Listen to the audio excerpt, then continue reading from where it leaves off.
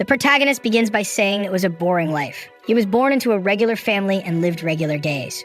Most days were dull, and he believed he would die without anything special ever happening. However, that wasn't the case. One of the protagonist's eyes glows as he says everything changed. On the screen is a blonde character, and he says he found a game called Heroes of Destiny, and that's how he became the owner of the world. However, now back in his apartment, he's really happy because he's finally alone. It's not that he likes or dislikes school. He turns on his PC and says it's just that when he's playing, that alone is enough to make him happy. In this place, he's the protagonist. He always preferred single-player games because you can play countless routes countless times. You can even use some hacks and surpass all the system's limits. It was like the entire world there existed solely for one player. However, with a sheepish expression, he says that's what he thought, but now it's time to start over. He turns on the live stream and someone asks if he's really streaming in the middle of the week. The whole chat starts mocking the guy, asking if he's some kind of bum who doesn't go to school and just stays on the PC, until someone named AGJ sends a donation of 10. Even though it wasn't much, he was happy since something is better than nothing. Then someone named DEA sends 1,000. Now he's confused. He grabs the monitor and everyone in the chat wants to know who this crazy person is.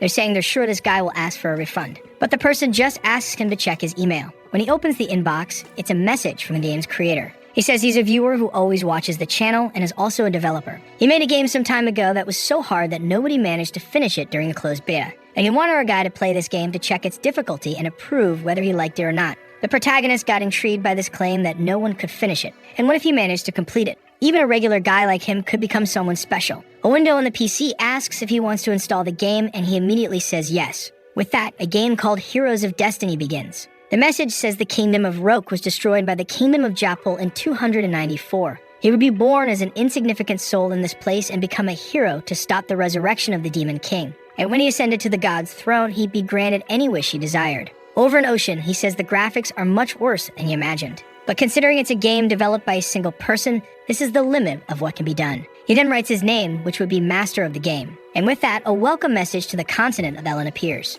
He then finds himself lost in the middle of a forest. The game seemed pretty ordinary and weird because it didn't even have a tutorial, but he was fine with that. That's when he noticed something ahead. It was the village chief who says he's not a familiar face and asks what he wants there. However, the protagonist found it strange because there was no dialogue box. Seeing there was a box to type in, he wondered if the NPC could really understand what he was saying. He then tells the old man to hand over all the money or he'll kill everyone in the village. He waits anxiously to see how the man will respond, only for the old man to whack him on the head, asking what nonsense the boy is spouting. With that, his character falls to the ground and obviously, he dies. He was confused, trying to figure out if he could really talk to the characters. The game asks if he wants to try again, and he says of course he won't give up like that. This time, the old man asks the same question. But now he says he's in need of food and drink and asks for help. The old man, feeling sorry for him, leads him to the village and tells him to follow. He then enters the man's house, who gives him a mug, telling him to drink it to calm down first. The protagonist thanks him and drinks it, only to be poisoned and die in the chair. He then gets an idea and unplugs the internet cable from his PC.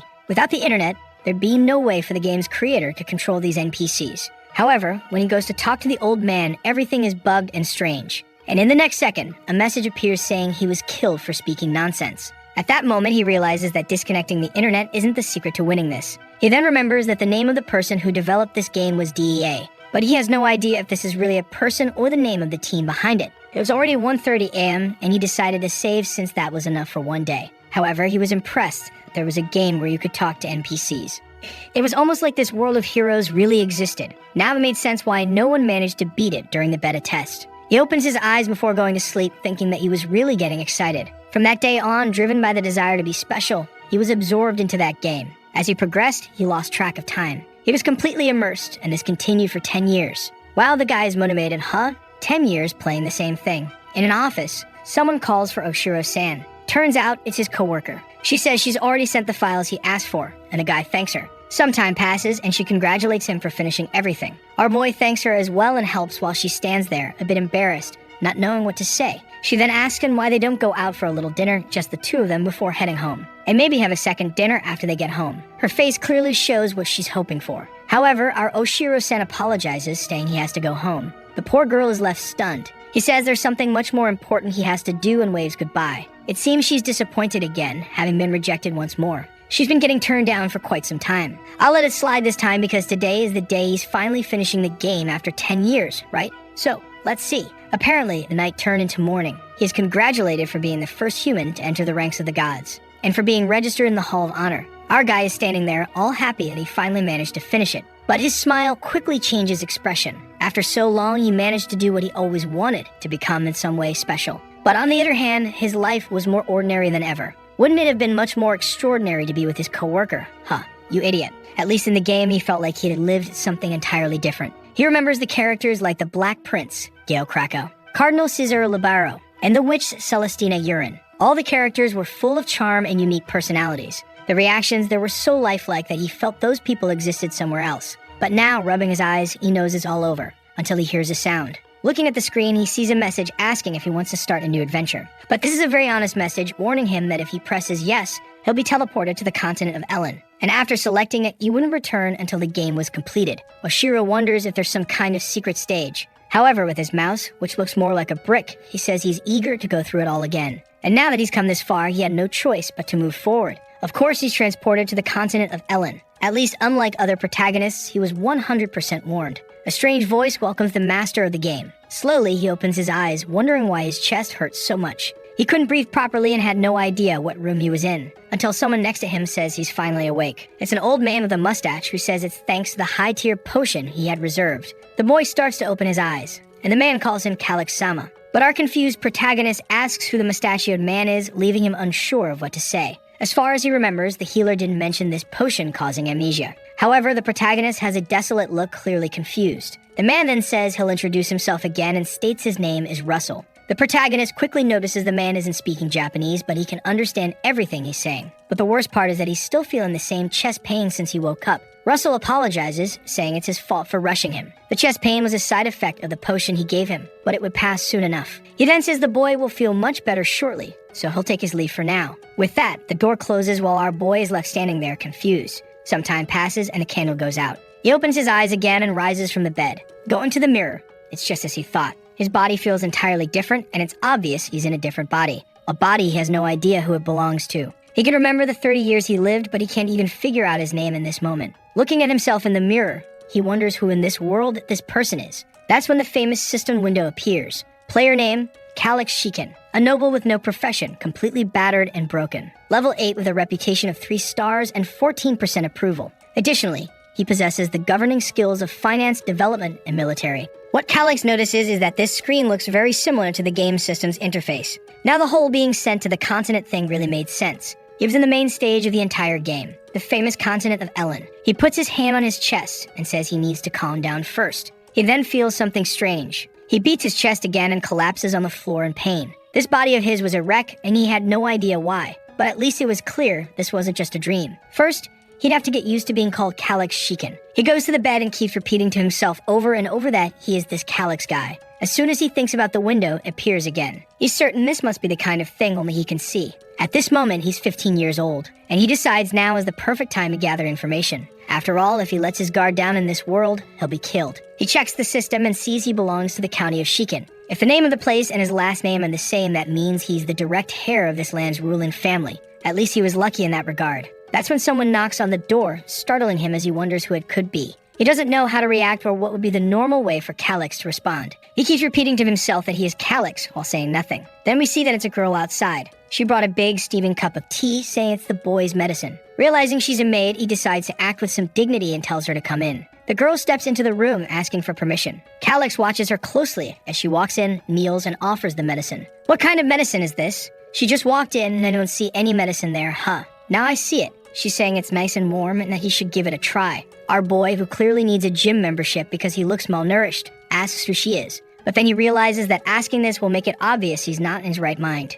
The girl looks confused and asks if he's feeling unwell. That's when a system window pops up in his head and he says no. The system shows that her name is Layla. She's 23 years old, has a reputation of -3, and a very low approval rating. However, he notices something odd in the system. She's affiliated with the Viscount of the Hoshiran territory. Considering they're in the county of Shiken, why is that listed in the system? Moreover, there's something even stranger. She has an unusually high combat capability, way too high for a simple maid. For someone who's played the game, he knows these are definitely not the stats of an ordinary servant. She's standing there staring at him, clearly waiting for him to drink. But looking at the tea, he's already made up his mind. No way he's drinking this thing from someone working for another house. Layla asks if he's alright and insists he drink the tea. But Calyx just tells her to leave it there and go. She starts smiling brightly, insisting he drink it right now. Calix grabs her hand angrily, suspecting she's about to force him somehow. But as soon as it's in his hand, he fakes a cough and spills it to the side. As the cup falls, he thinks that's enough. Once all the liquid is spilled, he won't have to drink it. But then Layla, in a display of Spider-Man-level reflexes,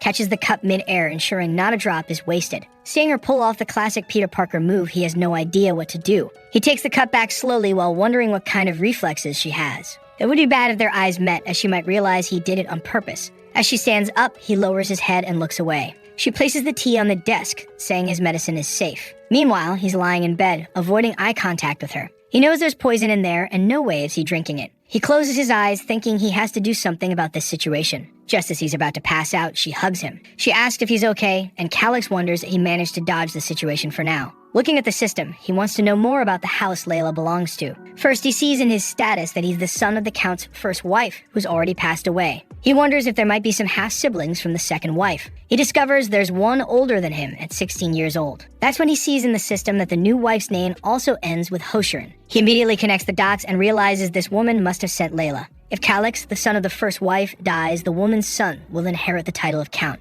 Strangely, the lunatic is breaking out in a cold sweat while feeling excited. As always, the game Heroes of Destiny starts off hard. He then tells Layla he's feeling much better now and thanks her. But he asks how the stepmother is doing. Layla looks surprised and says the Countess is very upset about the boy trying to take his own life. She pleads with him never to do something like that again. That's when Calix understands why this boy was bedridden and in such bad shape. Judging by the pain in his chest, this guy must have tried to end his own life. He says he won't do such things anymore, and Layla replies that the Countess will surely be happy to hear that. He thanks her again and asks her to leave. But her expression changes and she says he still hasn't taken his medicine. Now he's scared. It seems the damn girl won't leave until he drinks it. The problem is, she's there to kill him, and if he refuses, she might simply assassinate him outright. Even though he knows the game, at this moment he's just a fragile teenager. He could try yelling for help, but what if she cuts him down before anyone arrives? He would definitely die before that happens. She's already turning back to him, and he realizes he might not have a choice but to drink it. But then he asks himself the obvious question. Why is she poisoning him instead of just stabbing him and running away? If that's her plan, clearly she can't draw attention to herself. That poison is a way to make it look like he took his own life. It's the same poison that Farmer gave him 10 years ago. And Layla says that if he's having trouble drinking it, she can help. But there's something Calix learned while playing this game. The worst will always happen, so it's best to be prepared. He's certain that even if he refuses, she'll force his mouth open and pour it in. The madman is blushing, saying this makes him really excited. Indeed, the game Heroes of Destiny never disappoints. Layla sits down and offers the tea once more. Suddenly, he grabs the poisoned tea and drinks it all. Layla simply watches as the effects of the poison finally kick in. As he expected, this was bound to happen. Now the question is, how will he get out of this crisis? There must be a person or an object to resolve this situation. That's when he remembers Russell mentioning having some high-tier potions in stock. He comes up with an idea and tells Layla to step outside and call for Russell. She asks why, and he humiliates her, asking if he really has to explain himself to a mere servant. The girl is shocked and quickly apologizes. When he shouts and orders her to leave and fetch Russell, she rushes out. Calix knows that the potion Russell used earlier could be traded for a castle. Yet the man didn't hesitate to use it on him. At the very least, he seems like someone who isn't trying to kill him. As soon as Layla leaves the room, he gets up and tries to vomit. But no matter how hard he tries, nothing happens. The game wasn't going to make things that easy. One thing was clear. There was always a solution to every problem. He begins searching through all the drawers, desperately looking for an answer. But the system warns that his eyelids are growing heavy. As his consciousness fades, he continues searching, tossing books and rummaging for a solution, until his eyes grow heavier and he collapses to the floor. He wonders if he'll restart the game from the beginning or truly die for real. That's when he sees something. Right in the middle of the shelves, there's a potion. His expression changes upon spotting it. He starts crawling, finally grabbing the bottle. But upon opening it and taking a sniff, it's not what he expected. It reeks terribly like rotten milk. And that's exactly what it is, spoiled goat milk. He remembers that in the game, yogurt was the antidote for this poison. But can spoiled milk really be considered yogurt? The system once again warns him that his vision is fading. He knows that after the third alert, he'll have only 1 minute left. He brings the drink to his mouth, vowing to get even with Layla. And then he drinks it before losing consciousness again. Sometime later, he wakes up with Russell asking if he's alright. As Calix opens his eyes, he has no idea if it's deja vu or if the game reset. But Russell doesn't understand what he's talking about and points out something more pressing. He wants to know why the room is such a mess and why the boy was sleeping on the floor when he came in. Calix realizes the game didn't reset, he managed to survive. But that near-death experience is something he never wants to go through again. No matter what happens, he is determined to live. Now that this is settled, he needs to check the status of this man. He observes Russell and the system window appears. At the moment, Russell is the acting count of this land because the previous count died and hadn't chosen an heir yet. Even though it's a temporary position, it's something that could help him. The man seems like a strict military type, so Calyx believes he can be trusted. At least he was the one who saved him with that potion. Calyx calls out to Russell, saying he has something to share. They talk for a while, and it seems Calyx tells him everything about what's happening. But Russell says there's no evidence. Calyx learns that the potion Russell used was standard protocol in this family. It was just following normal orders. Russell explains that to him, all heirs of the Shiken family are equal, and he is obliged to serve both sides. Calyx then asks if Russell wants him to keep taking that medicine until he dies so everyone can claim the inheritance. But Russell questions if Calyx really lost his memory. You should know that the Shiken family is in serious financial trouble. In fact, it's a blessing that the Dalila family is helping them. He asks if the boy truly doesn't remember this or is just pretending. Calyx realizes Russell won't act without concrete proof. At least he figures the woman who poisoned him must believe he's dead. He tells Russell to let it go, saying it's fine. However, he has a simple request. Russell notices something different in the boy's demeanor. 4 hours later at Shiken Castle, someone moves across the rooftops. The figure stops atop one of the buildings, adjusting their face covering. The person observes the knights below. It appears to be Layla, who notices that security has been significantly increased. She glances at the wall, spots a tunnel, and in the next scene, she's inside the castle. Approaching a door, she sees there are no guards outside the room. She opens it, and inside, she sees a body covered with a sheet. Still, she's not entirely sure if Calyx is dead. At least she used a special poison, so he must have died painlessly. She takes a letter from her pocket and places it on the desk. She retrieves a seal from a drawer and stamps the letter. With everything in place, she only needs to leave safely. But suddenly, someone comes up behind her and places a sword to her neck. She instantly recognizes the voice, but the person says nothing, and she can only fear the blade slitting her throat. She pleads with him to wait and screams, claiming it's too late. Lord Calyx is already dead, and now the Shiken family can only belong to the Grumbine family. Of course, it's Russell standing behind her, observing everything. She falls silent for a moment. Then she asks if he shouldn't just be a simple noble serving the Shiken family. But that's when the boy stands up and says it all went exactly as he expected. The foolish girl is startled, isn't she? Our guy says that the slow death poison is quite stimulating. But he finds it interesting how one noble family is trying to poison another. He's certain that if this came to light, it would turn into a complete mess. Suddenly, Layla crouches and pulls her arm out of Russell's grip. But as soon as she tries to turn away, he grabs her arm again. With a swift turn and a strike to the ribs, she stumbles, revealing her thighs. Calyx knows that the difference between their skill levels is 3 stages. Clearly, she stands no chance. But Layla insists, saying he has no physical evidence, so no one will believe him. However, Calyx calmly replies that attempting to assassinate a noble is punishable by death, even if the assailant is a noble themselves. And his evidence is clearly right there on the desk. When it comes to witnesses, he points at her, saying there's one standing right in front of him. Suddenly, her expression changes and the poor girl begins to faint. She collapses to the floor, leaving him unsure of what just happened. Russell explains that she fainted. He places his hand over her body and observes a strange orb of mana. Our boy recognizes it as what's known as a mana hole. Russell explains that she likely doesn't know how to use any mana-breathing techniques. She's probably at the level of an elite soldier with good training. Russell, however, notices something odd. Calyx doesn't seem impressed by this information, suggesting he already knew about it. He recalls the boy mentioning he had a simple request. Now Russell wants to know how much this kid already knows. Calyx says that for now they need to imprison her because they have many favors to ask. Later, the devilish maid is tied to a chair. Her arm looks like it has a Pokeball inside it as he tosses a potion at her. Our girl even wipes her face clean. When she wakes up, she finds herself tied to the chair. Calyx immediately mentions the slow death poison. Obviously, it kills within 3 to 6 hours. It's the ideal potion for anyone looking to end their own life. He speculates that if he died like that, everyone would think it was by his own choice. He grabs her face and asks why she did it. She feigns ignorance, pretending not to understand what he's talking about. But Calyx says he's sure she was afraid of dying, which is why she acted the way she did. This means she doesn't have enough loyalty to lay down her life for Lady Stella. But the girl remains silent. He tells Russell to make her talk. Russell pries her mouth open and sees something in Calyx's hand, wondering what it is. But Calyx just tosses it into her mouth and she immediately smells something strange. It's probably that same goat milk again, and he orders Russell to make her drink it. She screams in the chair, trying to break free, but it's no use. When Russell lets go, she screams, asking what they made her drink. Calyx casually says it was just a little bit of poison. Then he asks if she's familiar with something called Sudda's puppet. Terrified, she claims it's impossible, saying there's no way a noble from a family like his could get such a thing. But Calyx says that with enough money, you can do whatever you want. To prove it, he mentions that the primary ingredient for the recipe is white radish. Russell seems impressed while Calyx just waits for her reaction. Layla insists she doesn't believe him, but the protagonist is certain she's scared out of her mind. She then says she'll leave for now, report to her master, and say the assassination was a success. She questions whether he really thinks she'll follow his orders, but Calix simply asks if she's ready to die. The Sis puppet poison has over 3,000 different antidotes depending on the formula, and the correct one for what she drank is stored in his mind. So if she doesn't want to die a stupid death, she better listen to him. The girl is breathing heavily, clearly shaken, but he demands her answer. After hesitating for a moment, she shouts that it's fine and asks to be untied. But Calix remarks that she seems awfully angry at the person who's saving her life. She's trembling, almost crying in the chair, begging to be released.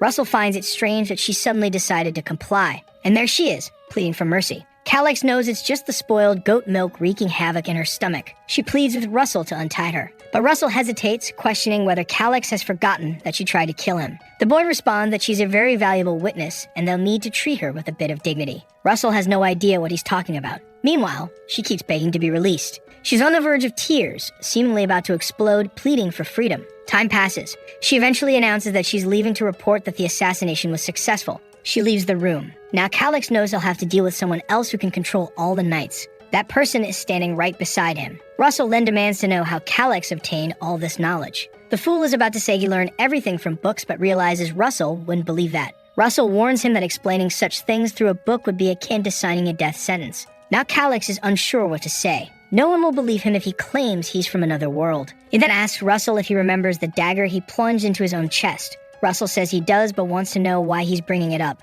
Our boy explains that the dagger is actually an heirloom passed down from his mother. She claimed it possessed mysterious powers, and it seems those powers have now awakened within him. Russell doesn't look convinced, but Calix says he never imagined the secret to gaining such knowledge was to strike his own heart. The butler insists that if it were such a rare item, everyone would know about it. Calix thinks for a moment and asks if he's heard of the dagger of Claire. Apparently Russell has, as he asks if the previous lady's dagger really was that artifact. If it was indeed that treasure, it could explain Calix's vast knowledge. However, Russell says there's one issue. He wants to know if anyone else knows about this. Calix assures him that no one does. He's the first. He then asks Russell what he thought about Layla's story, specifically the idea that all of Count Claire's movements, his father's movements, had been leaked. A knight like his father, who was on the verge of advancing in rank, shouldn't have died to a mere monster attack. It's ridiculous to believe such a story. Russell immediately realizes Calix is seeking his help. But in the political games of succession, Russell has no intention of getting involved. However, if the Count's death truly was premeditated,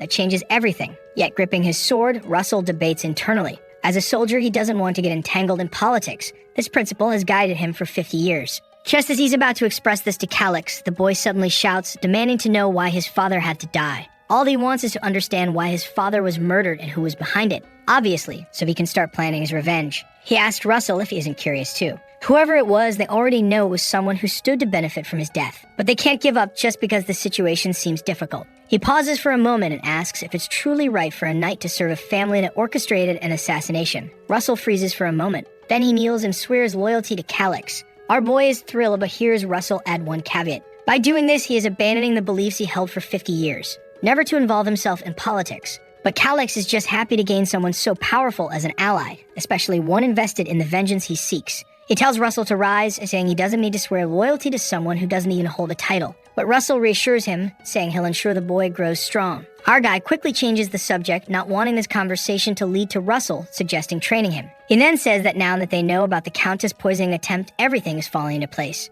They're only at the beginning of their revenge. Russell asks how he can assist. Calix is about to reply when the scene changes. A group of people is gathered around an enormous table. A blonde woman with a fan comments that everyone is finally present. Some people whisper, questioning why the Countess is sitting on the throne. The Countess speaks up, saying that some of them must already know what happened yesterday with Prince Calix. He attempted to end his life using a poison known as slow death. One of the older men says it's the typical choice for those looking to take their own life, and if he consumed it, death was inevitable. Everyone is aware that with Calix's death, the faction he represented has become irrelevant. The Countess is overjoyed by Calix's apparent demise. Now it's certain that Grumbine will assume the Count's seat. This is exactly the question everyone in the room is asking. Some suggest that the Countess take charge temporarily. Meanwhile, in the next room, a boy is getting ready, remarking how things are becoming quite interesting. He calls out to Russell, who declares he'll follow him to the end. Our boy is fully armored, ready for battle. It seems Grumbine is just some chubby kid, likely the son of that scheming woman. Everyone is smiling until someone kicks the door open.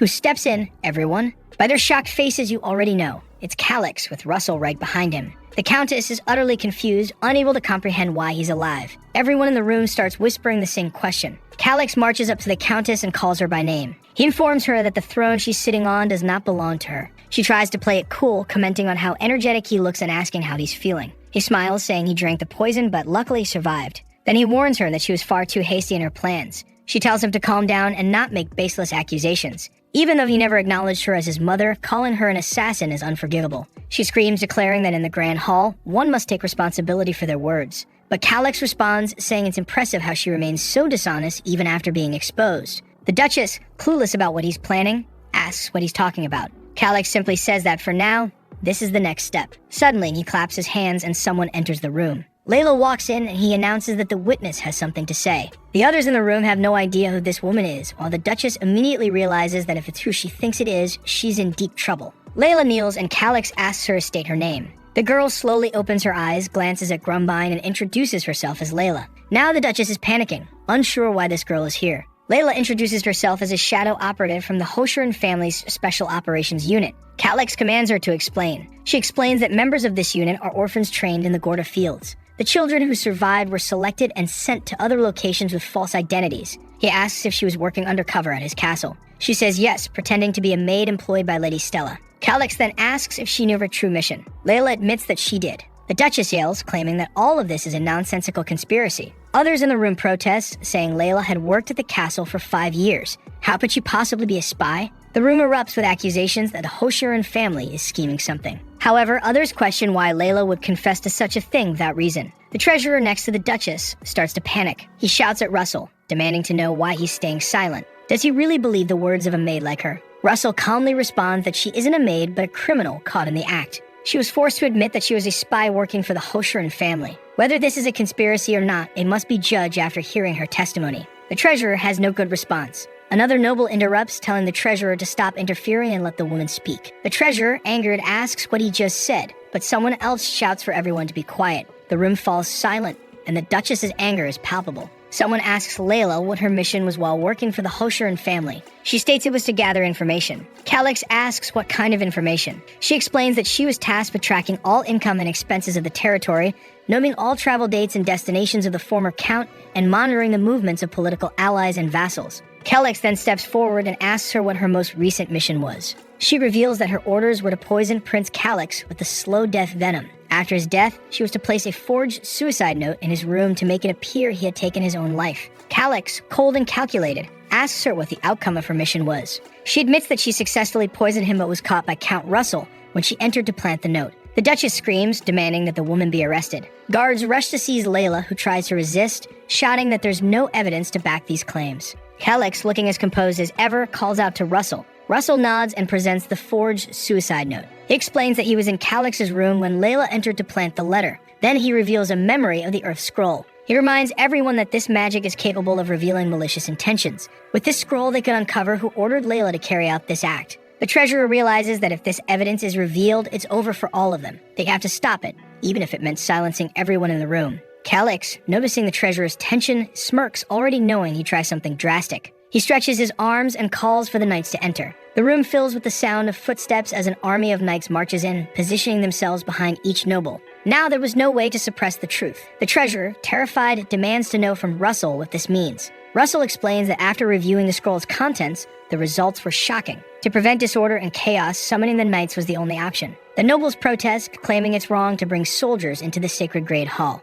Meanwhile, Grumbine, the chubby-haired parent, sits in stunned silence, looking like a fool. The Duchess, realizing the knight's presence means the evidence is irrefutable, knows she's trapped. There's nothing she can do now. Calix then asks Russell what the punishment is for a noble who attempts to kill a member of their own family. Russell replies that it's death by hanging. The Duchess, in desperation, grabs her piggish son and declares he had nothing to do with this. She turns to Calix, pleading, saying that while they aren't related by blood, she is still his mother. She begs him to believe her, but Calix only glances at Layla. With a sly smile, he asks her if this is true. Layla, trembling, reveals that when she received her orders from the Countess, Prince Grumbine was present. Calix smiles, and the Duchess falls into despair, screaming and crying, claiming it's all a lie. Is it a lie? Our boy, unfazed, announces that he doesn't care if it's a lie. He's determined to take them both down. After all, she's the one who tried to assassinate him in the first place, making them the true cowards. Looking at her sobbing on the floor, he declares that the fox hunt has now reached its climax. As the Duchess sits there, her jaw practically glued to the table in shock, someone suddenly slams their hand on the table and calls for Calix. Calix looks over. It's the king of McDonald's himself, Rumbine. The Duchess screams for her son, and Calix turns just in time to see the boy beside him. But instead of defending himself, Rumbine kneels, bowing deeply at Calix. The entire room is stunned as Grumbine stares at the floor like he's searching for ants. The other nobles urge him to stand, demanding to know what's going on. But Grumbine calls out to Calix, saying he'll accept any punishment as long as his mother is spared. The Duchess, confused and panicking, begins screaming at Grumbine to return to his seat. The nobles murmur that things have gone too far, but it's clear Grumbine has crossed a line to save his mother. Calix immediately realizes that if he orders both of them killed now, he'll be seen as the villain. He wonders if this has been Grumbine's plan all along. Despite his anger, he places a hand on Grumbine's shoulder and says it's fine. If he truly cares so much for his mother, Calix has no choice. Grumbine looks up, surprised and hopeful, asking what he means. Calix states that if Grumbine confesses his involvement, he'll request a reduced punishment for his mother, but he warns him to think carefully about what that means. Grumbine hesitates, unsure of what to say, while the Duchess screams at him not to do anything unnecessary. She orders Calix to stop threatening her eldest son, but other nobles interject, blaming her for plotting to kill Calix in the first place. Meanwhile, Grumbine appears lost, unable to understand how everything spiraled so terribly out of control. Calix, growing tired of the chaos, calls for Russell and instructs him to arrest them both. The knights in the corner step forward, surrounding the Duchess. She orders them to stop, questioning if they know who she is. But from the side, Grumbine can only watch as his mother is gagged. He clenches his fists. Calix turns to him and asks if he'll take responsibility for the crime of attempting to poison him. Despite his fear, Grumbine, showing unexpected courage, admits to it. Calix had anticipated this. After all, it was the only move Grumbine had left. Impressed by the boy's calculations, Calix declares that since he confessed before the evidence was fully revealed, the family's name will remain untarnished. However, as part of his sentence, Grumbine must seal his mana permanently to prove he won't cause further harm. Grumbine hadn't expected this. In this kingdom, society is divided into classes: nobles, knights, commoners, and slaves. The only way to become a knight is by using mana to strengthen the body. Sealing one's mana is akin to a social death sentence for a noble. Grumbine turns desperately toward his mother, who lies on the floor, confused about what he'll do. If he refuses to seal his mana, his mother will be exposed and hanged, a fate he cannot accept. The Duchess, unable to speak through her gag, shakes her head violently, knowing this punishment is worse than death for a noble. Taking a deep breath, Grumbine stands and agrees to the terms. Russell assures him it will be done. He hands Grumbine a scroll. Grumbine bites into it, pressing his hand against his chest. A golden circle forms over his stomach as mana begins to accumulate and slowly fades. The Duchess writhes on the floor, desperate for him to stop, knowing not even a Grandmaster could undo this. Grumbine tears the scroll away from his chest as Calix watches in silence. The mana continues to dwindle until it vanishes completely. Everyone in the room realizes his mana has been sealed. The Duchess, sobbing uncontrollably, looks defeated, while Grumbine appears content. At least he managed to save his mother. But she lies on the floor, lamenting that it's all over, disappointed in her son's naivety and innocence despite being her biological child. Grumbine turns to his mother, trying to comfort her, saying he's always dreamed of becoming an artist. But the Duchess, biting down on her gag, screams Calix's name in fury. Breaking free of her restraints, she curses Calix and vows to bring ruin to his family for generations. Calix, calm and composed, knows she's powerless now. Her strength will likely amount to no more than Layla's. Grumbine kneels by his mother, gently asking if she's okay. Calix, however, feels a pang of guilt for ruining the future of someone so young.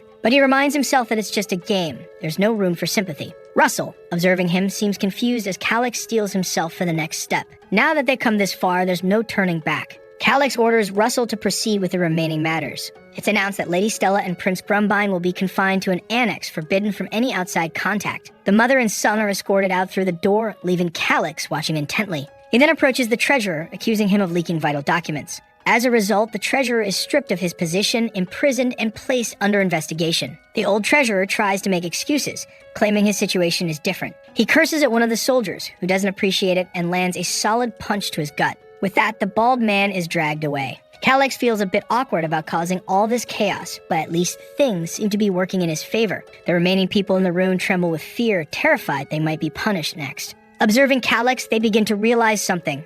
Russell's support means that all the knights are aligned with this prince. In a way, the succession dispute has already ended. Russell's loyalty to Calix is a direct warning to everyone in the room. Calix calls for the head of security, who nervously approaches. Russell steps in, declaring that the man is suspended from all his duties. The security chief has no choice but to accept, while the others in the room grow even more anxious, fearing it might be next. Suddenly, a man seated in the corner apologizes. He admits to failing his duties and asks to be dismissed. Calyx, however, knows that this man, Garrett, is one of Russell's trusted allies. Russell immediately denies the resignation, stating firmly that it won't be accepted. Those who want to work don't get to, and those who don't want to will have to, Russell remarks sarcastically. The room prepares a list of all the officials involved in the incident. Garrett is tasked with overseeing their removal. As this unfolds, Calyx walks over to Garrett. He informs him that only 4 individuals from the finance department will be exempt from investigation. Clearly, they'll need a lot of new personnel. Garrett advises leniency toward those with minor infractions, warning that removing too many officials at once could disrupt operations. Calyx counters, questioning if avoiding investigations for the sake of operations is really a good idea. He argues that granting forgiveness won't be seen as leniency. It will be perceived as weakness. Garrett insists that many of the officials were merely aligned with the wrong side. But Calyx interrupts, stating that his decision has already been made. Seeing that the prince won't budge, Garrett concedes. And he can't help but wonder how this once weak boy has become so resolute. The room is aware of Russell's strength and Garrett's intellect. Now both stand by Calyx's side, solidifying his position. Our boy smiles, knowing the county is nearly within his grasp. Suddenly, a blue light flashes. He opens the system and declares it's time to use more of his talents. As the system interface appears, he begins analyzing everyone in the room. The glint in his eyes and his crooked smile give him the look of a madman. Calyx identifies everyone with ties to opposing factions or ambiguous loyalties. Those individuals are marked for removal. Even the useless ones won't escape his scrutiny. Only those who survive his loyalty test will remain in his future plans. Like the rest of the nobles, I'm sitting here wondering why this kid has such a creepy grin. Some of the others are trembling, knowing that if Calyx takes a dislike to them, they're doomed. Desperate, they rush forward, showering him with praise, calling him an incredible leader and begging to speak with him. Calyx tells them to calm down, saying they have plenty of free time to discuss things later. Russell watches from the sidelines, still unsure how things turned out like this. Time passes, and we return to the castle. After a day filled with political maneuvers, Calyx collapses onto his bed. He's exhausted. He reflects on his past life, where he was average in studies, appearance, and just about everything else. Nothing in his life was terrible, but nothing was particularly great either. That all began to change when he discovered Heroes of Destiny. He wondered if completing something no one else could would finally make him special. He recalls the moment he finished the game and the message declaring him the first human to acquire the Seed of the Gods. At that moment, he wiped his eyes and wished to be reborn in the continent of Ellen. It was the only way he could continue to feel extraordinary. Now sitting on his bed, he remembers that wish and the game's narrative about being born as an insignificant soul. The story said he would need to survive turbulent times and become a hero to ascend the throne. He suddenly realizes what's happened. When he completed the game, his wish was granted. But perhaps the deity misunderstood what he truly wanted. Still, it doesn't matter now. There's no turning back. Calyx wonders if completing this game once more will grant him another wish. He began drifting off to sleep, vowing to conquer this world again. The next morning, he wakes up, refreshed and ready for a new day. He ponders where to begin. He remembers certain territories perfectly from the game, but has no idea what Shiken is really like in this world. Calyx decides he needs to check the map to figure out exactly where Shiken is located. The system even provides him with a detailed map. What a beauty. A message pops up, notifying him that he's already conquered the entire continent of Ellen. Since he finished the game once, he now has access to all the map markers. He's ecstatic, realizing this is essentially a treasure map, showing the locations of ruins, dungeons, and hidden secrets. This was one of the bonuses nobody knew existed, as no one else had completed the game. The map even includes information he wasn't aware of himself. With this resource, navigating the world becomes much easier. Then he pauses, wondering what year it is. He checks the imperial calendar and sees it's the year 289. The game Heroes of Destiny begins in 294. This revelation helps him understand Shiken's situation. He inherited a piece of land that in 5 years would somehow vanish. He recalls Russell mentioning the dire state of the finances, and now it makes sense. They're on the brink of collapse. Suddenly, a financial status window appears in front of him. Calyx glances over the details and immediately yells that it's unbelievable. Looking at the current state of affairs, he wonders if the best option is to steal all the money and flee. But he quickly dismisses that idea, realizing land is far more valuable than wealth. It can only be inherited. His first step is to review all financial records. He notices that farm collections aren't significantly lower than in other territories. Defense expenditures haven't risen much either. Time passes as he pores over the documents. A few hours later, he slams the papers onto the table, exclaiming that he's exhausted. Analyzing 10 years of territorial finances is too much for him. However, he identifies a major problem. The trade route with the Medrosa Desert has been severed. Apparently, another nation established a more lucrative trade route, drawing merchants away. What puzzles him is how they managed to fund such a large-scale project. On top of that, the annual debts are growing faster than their yearly income. Statistics alone aren't enough to solve this mystery. He needs more information. Frustrated, he rubs his head until an idea sparks. He remembers the old man from the meeting, the treasurer Gidris, who was caught embezzling funds. At the moment, Gidris is locked up in the dungeons. The scene shifts to Calix descending into the cells. A guard station at the entrance asks what Prince Calix is doing there. Calix requests to see Gidris, pinching his nose at the overwhelming stench of the place. As they walk, the guard remarks that he never imagined the prince would visit such a place. Calix remembers this guard from the meeting, a type who submits easily to power. He calls out to the guard, who nervously responds. Calix, knowing the guard lacks authority, asks if innocent people should have their names cleared. The guard agrees enthusiastically, saying the prince is absolutely correct. Calix continues, suggesting that criminals who don't deserve freedom should also be reinvestigated. The guard salutes, claiming he understands perfectly. Though Calix doesn't fully grasp why this man abandoned his previous loyalty to work with him, he decides to use him for now. He reminds the guard not to address him as Lord just yet, as he hasn't officially taken the title. The guard apologizes, calling him Prince again. Feeling slightly awkward for enforcing formalities so hard, Calix simply orders the guard to lead him to Gidris. Moments later, they arrive at Gidris' cell.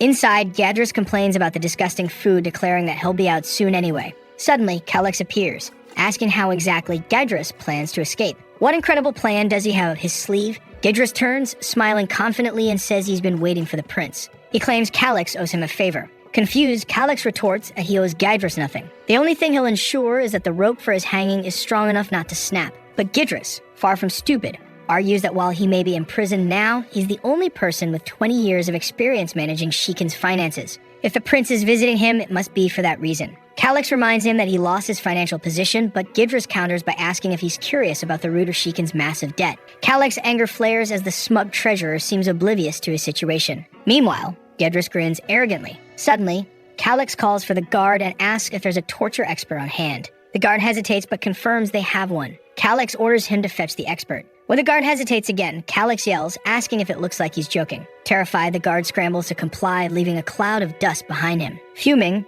Calix decides Gidris needs to understand how things are handled in this territory. Gidris quickly realizes that if a torture expert gets involved, he's in real trouble. Calix remarks that someone like Gidris probably doesn't have much tolerance for pain. Calix smirks and wishes Gidris good luck. If your resilience impresses me, he says, maybe I'll let you hang slowly instead of all at once. Gidris is taken aback. This kid is far more serious than he expected. He immediately begins begging for mercy, pleading that he has valuable information that could bring great profit to the territory. Calix, unimpressed, tells him to start talking. Gidris begins explaining how the debts of Shikin came to be. All the major debts of this territory are tied to a merchant named Gerard Merces, Gidris says. Apparently, Gerard manages a secret vault for the Hoshurin family. The Hoshurins use Gerard to avoid paying royal taxes on mining operations. But Calix interrupts, asking why not just report Gerard to the royal family and shift the debt onto him? Or perhaps sell the debt rights before arresting him. Gidris seems stunned, clearly impressed by the suggestion. That's an incredible plan, he stammers, one I hadn't considered.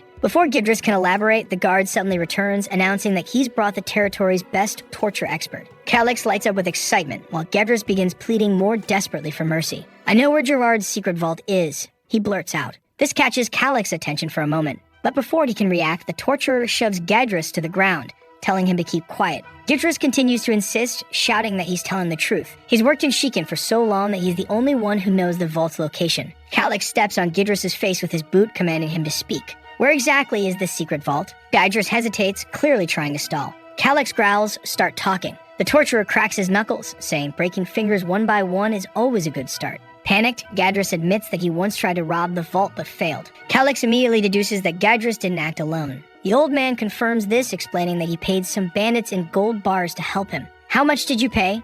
Calix demands. For 300? Calix interrupts, incredulous. No, 3,000, Gidris finishes weakly. Hearing this, Calix bursts into laughter, the sound echoing ominously through the dungeon. The guard outside the cell gulps nervously. He knows that when the prince reacts this way, it's never good. Calix composes himself, his voice icy. 3,000 gold? That's the annual revenue of this territory. Where did you get that kind of money? He accuses Gidris of embezzling funds from Shikin's treasury. Gidris bows his head to the ground, confessing that he had no choice. The opportunity was too tempting, he says. If it weren't for that cursed magic crystal orb, I would have succeeded. Calix narrows his eyes. What's this about a magic crystal orb? Gidris explains that the orb was used to access the vault. He adds that duplicating the orb cost him 2,500 gold. Calix begins piecing things together. You were scammed, he says flatly. The bandits and Gerard Merces were likely working together. Gidris shakes his head, insisting it's impossible. I saw it with my own eyes. Gerard used the orb to open the vault door. Calix orders Gidris to reveal the vault's location. It's in the highlands of Gorda, Gidris says.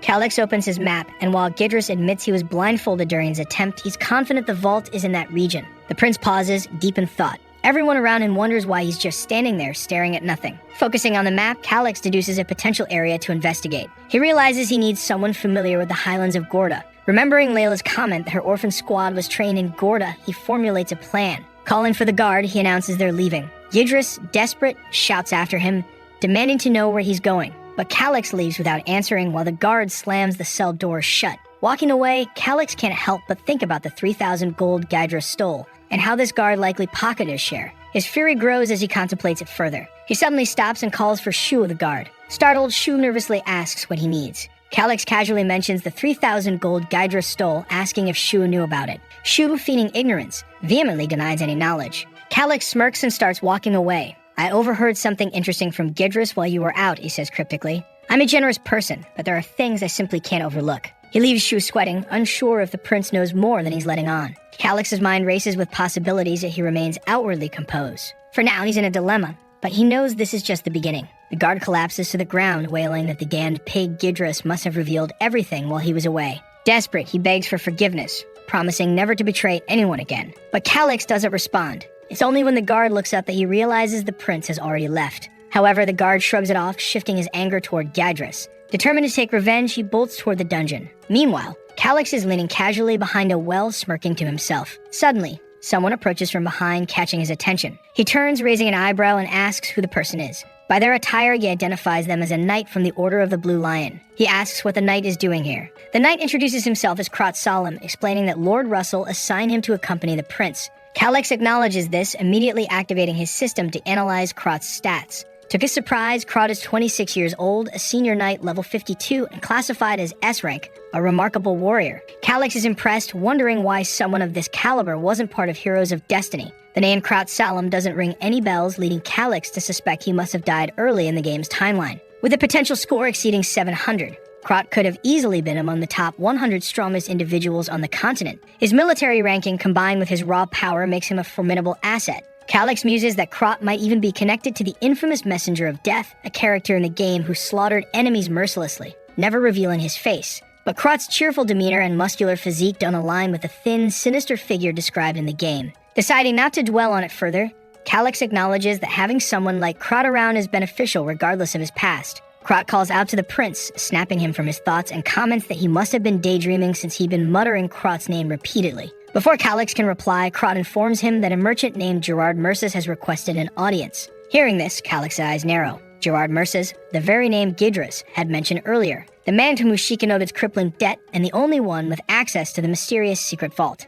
Now things are getting interesting. Calix strides forward, beckoning Krot to follow. As they walk through the corridors, Calix observes Krot's slightly clumsy demeanor and concludes it's impossible for him to be the Messenger of Death. A short time later, they arrive at a meeting room. Calix steps inside, greeted by Gerard, who places a hand on his chest and introduces himself as the head of a small trading company. Calix responds politely, remarking that he's heard of Gerard's well-respected reputation in business. Talented merchants like you are always welcome, he adds. Gerard bows deeply, thanking the prince for his kind words. Calix cuts to the chase, asking why a successful merchant like Gerard would seek a meeting with someone like him. I currently hold no official position of authority, Calix points out. If this is about business, I have no jurisdiction over territorial matters. Gerard chuckles awkwardly, admitting that while it's true Shiken is currently managed by Count Russell, the territory's future belongs to Calix. There's no one in Shiken who opposes your decisions, Prince Calix, Gerard says confidently. Calix, maintaining his humility, counters, don't overestimate me. I'm just one of two hairs, nothing more. Krot laughs, pointing out that Calix is being far too modest.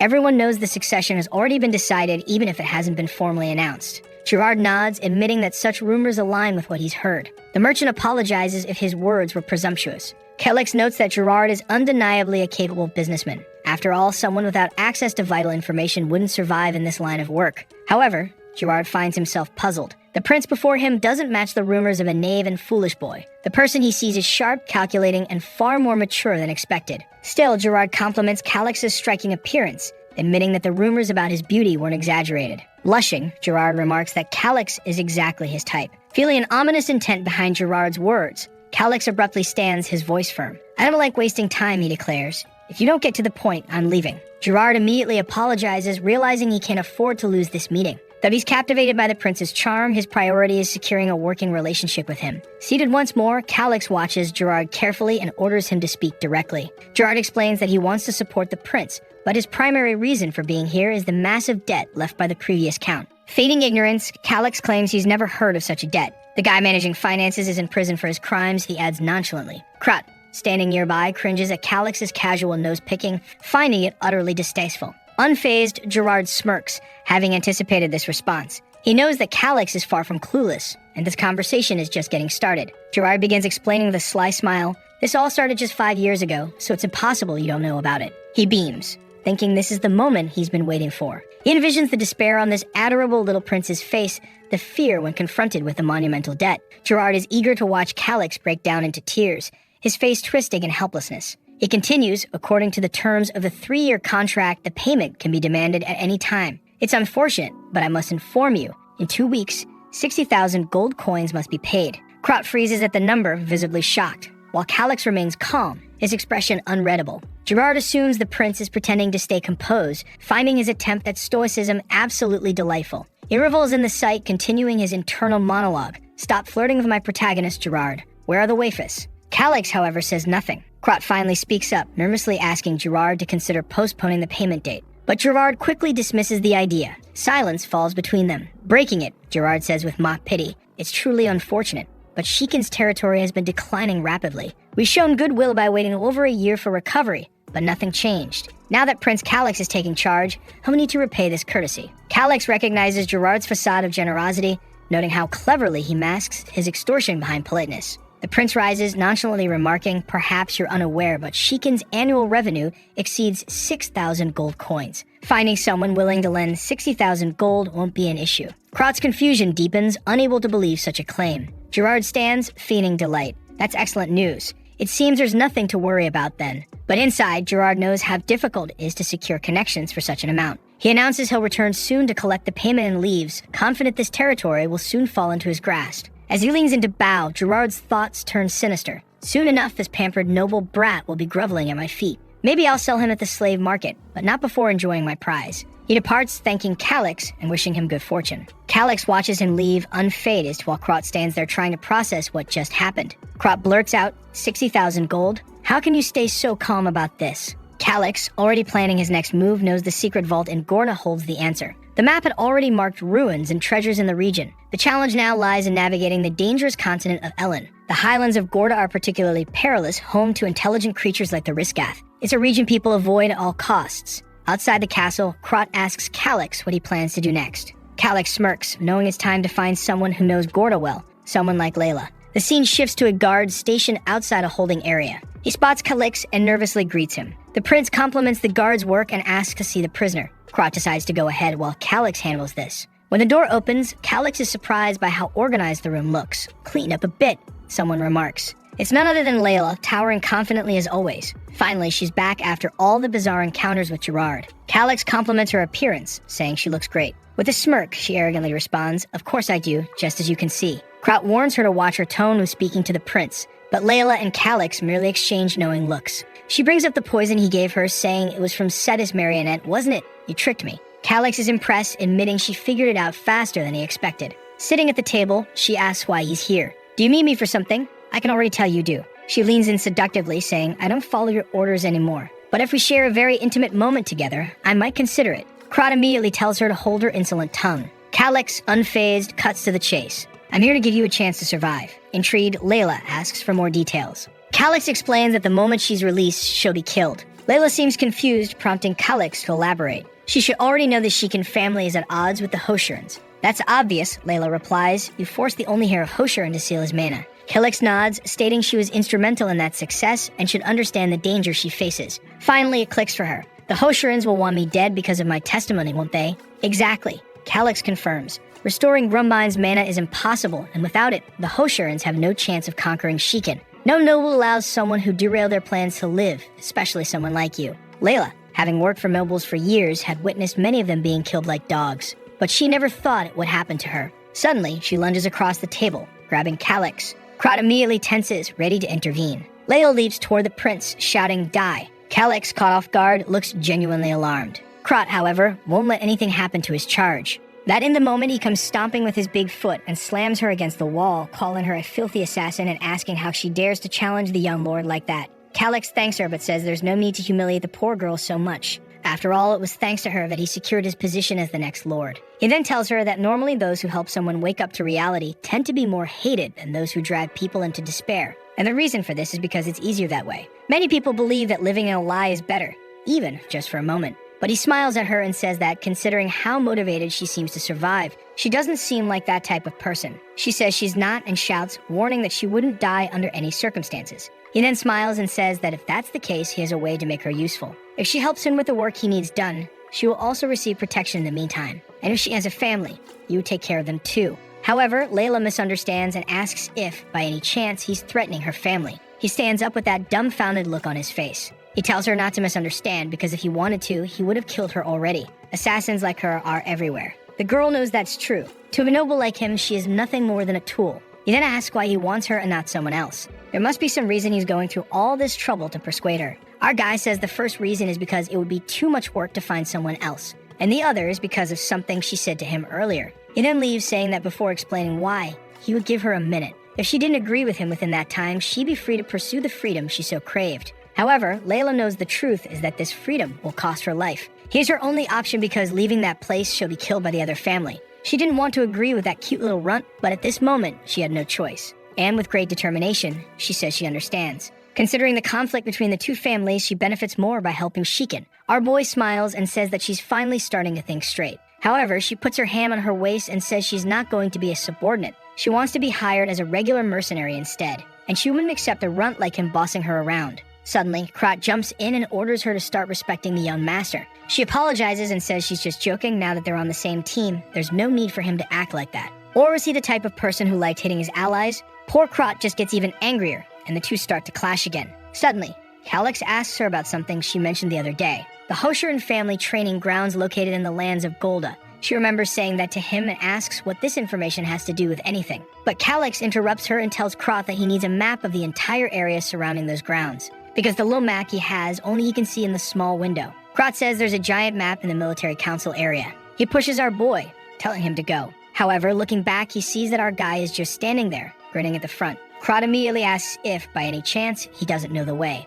And Calyx says he does know, but he prefers having someone protect him from the front. Meanwhile, Layla is standing there with a dumbfounded look, not understanding their bickering. Sometime later in the castle, they finally arrive in the war room. Our boy is all gleaming as he looks around. And Krot says that all the greatest military secrets of the continent of Elen are there. Our boy starts looking for the lands of Golda. Upon finding it, he asks if they know about that place. Krot says it's a well-known area. There's an ongoing territorial dispute between the Hoshiran family and the Baron of the Erebon family. The reason for the conflict is some high-quality copper mines. Our boy asks if Baron Erebon is on their side, and the guy confirms it. He then makes a dumbfounded face, wanting to know how accurate and updated the map is. Layla says it seems a bit outdated, but there haven't been significant changes. At that moment, however, she realizes why she was brought there. Our boy then asks if she can navigate just by looking at the map, and she says of course. She spent her entire childhood playing in that region, but she wants to know why he's so interested in the lands of Golda. He explains that there are some ancient ruins he intends to explore. She looks a bit confused and says there's nothing like that in that place. Calyx looks thoughtful and asks if, by chance, adults didn't talk about places where she shouldn't go. She pauses and then says she remembers something like that. At this, Calyx asks when the Hoshiran family started training troops there. She says she doesn't understand why he's asking, but since she's of the 6th rank, at least 15 years have passed. He asks when the territorial dispute began. Krot says that also started 15 years ago. At this, Layla suddenly nudges him, asking if he understands where the boy is going with this. He replies that he doesn't, and she feels devastated to have an idiot beside her. Once again, they start bickering, until Calyx interrupts them and says that training an army costs a lot of money. They wouldn't have started creating those troops out of nowhere without an important reason. Once again, the dumb girl asks what the boy's point is, and Krot tells her to realize quickly that this means that somehow they managed to obtain a lot of money. Calyx says that's exactly it. 15 years ago, the Hoshiran family found a new source of income, and they likely used that money to train their new armies. Once the troops were ready, they were dispatched to numerous territories, exactly as happened with Layla. She says she understands, but what would be the connection between that source of money and the ruins he's looking for? Calyx says that silver mines are often found alongside copper mines. Besides that, some copper ores can also contain traces of silver. Krot asks if he is suggesting that the Hoshiran family is secretly mining silver, and that would be an extremely serious crime. Calyx says yes and tells him to think about it. The law of this place stated that any gold or silver found always belonged to the royal family, no matter where it was located. However, it would be foolish to believe that every noble would be that fair. Krot asks what the connection to the ruins is, and our boy says he already knows what kind of ruins they are. Perfect ones to hide this type of secret. Unfortunately, he can't reveal to Krot that he already has some information about this. Layla, who's really growing into a sharp girl, asks what all of this has to do with them. She thought it was impossible for him to attack that place because Shiken's territory didn't have the resources for that. Krot gets frustrated, thinking that, as much as he hates to hear it, this is the truth. And she insists, saying that even if they started a war, as soon as the royal family knew it was pure silver, they'd take everything. Calyx says they wouldn't gain anything by passing this information to someone else. Besides, his territory is on the verge of collapse. Both of them stand there dumbfounded, wanting to know what he's suggesting then. That's when he says that since they obtained the money illegally, even if they stole everything, the Hoshirans wouldn't dare report it to the crown. Later that same day at night, they gathered outside the castle. Russell told our boy that it was madness to take someone as inexperienced as Krot on this mission. He should think more about this plan because acting hastily could be dangerous. Calyx agrees that it would be safer with Russell at his side, but a young talent like Krot also needed to develop. The poor fool blushes at the Lord's confidence in him. Calyx continues, saying that it would be too risky for both of them to leave the territory at a time like this. Russell is surprised and then apologizes. Suddenly, he turns to Krot and tells him he'd better follow the young master diligently. But the fool just agrees with his tongue hanging out. Even Russell gives him a smack on the head, telling him to take it seriously. Sometime later, he calls everyone together. He explains that the young master's wounds are still fresh. But even so, he planned this expedition for the good of the territory. So all the soldiers there better follow him faithfully. Calyx knows that no soldier wants to follow someone so weak who once tried to take his own life. Gaining the loyalty of those people was also his job. Meanwhile, Layla is just quietly observing from the corner. Sometime later, they approach a well. Krot goes down and our boy follows right behind him. Upon reaching the bottom, he says that by following this tunnel, they would be able to exit the castle. However, it was farther than he had imagined. Calyx just passes by and tells them to hurry up. With that, the team begins walking through the darkness of the cave. Sometime later, Krot looks up and says they finally arrived. Obviously, our boy is exhausted. Krot opens the cover and offers his hand to help our boy up. Suddenly, he finds himself on the outside, or rather inside, a house. Krot explains that this is an old water mill that had been abandoned a long time ago. Already outside, our boy is impressed. He had already prepared several supply horses. Krot calls him Lord and tells him to get on the horse. But Calyx tells him to stop using that kind of title in this place. It would be stupid to call him Lord outside the castle when they're heading toward hostile territory. From now on, he's to call him only Young Master. The army guys put on peasant clothes, but he's still not sure if that's enough to fool anyone. At that, he calls for Krot and asks if he prepared everything he requested. He says yes, but seems a bit hesitant. He pulls out his stinky cloak and asks if he really has to wear something like this. Our boy says that if he wants, he can wear a porter's outfit. But then Calyx will have to play the role of Layla's new lead husband. Krot immediately says there's no way he's letting the young lord stand next to an assassin. When he says that, everyone turns to stare at her. Calyx realizes the fool is talking more than he should again. He stomps off angrily while thinking that he didn't say a single lie. But since Calyx asked, he gives her his hand and asks if my lady would go with him. But she just tells him to stop calling her that and to get out of the way. Calyx notices that the two of them don't have the best relationship. Somehow, he needed to calm down his team members. That's because a duo like this would be very useful if they had synergy. But if they kept fighting each other, things would only escalate. Eventually, one would die or leave the team. It's strange how Heroes of Destiny, which was supposed to be just a simple game, felt so real at that moment. He also needed somehow to help Layla prove herself to the rest of the group. Maybe he needed to do something secretly. At that, he tells Krot for them to hurry up and put as much distance between them and the castle before dawn. Krot calls everyone, and the wagons begin moving through the forest. They sleep on the ground, they pass through the forest. They stop at a small shop, they pass through a town. They cross the barrier, they sleep in the forest again. Sometime later, everyone is sitting around a campfire. Krot says that this was the last rural village they would pass through. Calyx then orders everyone to prepare because the real fight would begin tomorrow. Morning comes. He warns everyone that now the real work is about to start. Everyone is already in armor, and they move out. Once again, they're on the wagons, following the path. However, Krot's expression changes. He tells our boy that some of the scouts are already returning. A man reports that in the forest just ahead, there's a group of Sasquatches. Krot asks how many there are. The man says 5, and suddenly someone taps him on the shoulder. Turning around, it's Calyx, asking him to lift him into the tree. Command gives a peculiar smile, grabs him by the waist, and jumps up happily. From up in the tree, Calyx observes the monsters' camp. From afar, he can see the shelter, full of apes carrying skeletons. It's clearly not going to be easy. At that, Calyx asks what the plan is. Krot says they'll probably bombard them with flaming arrows. But our boy looks scared, asking if he's insane for suggesting something like that.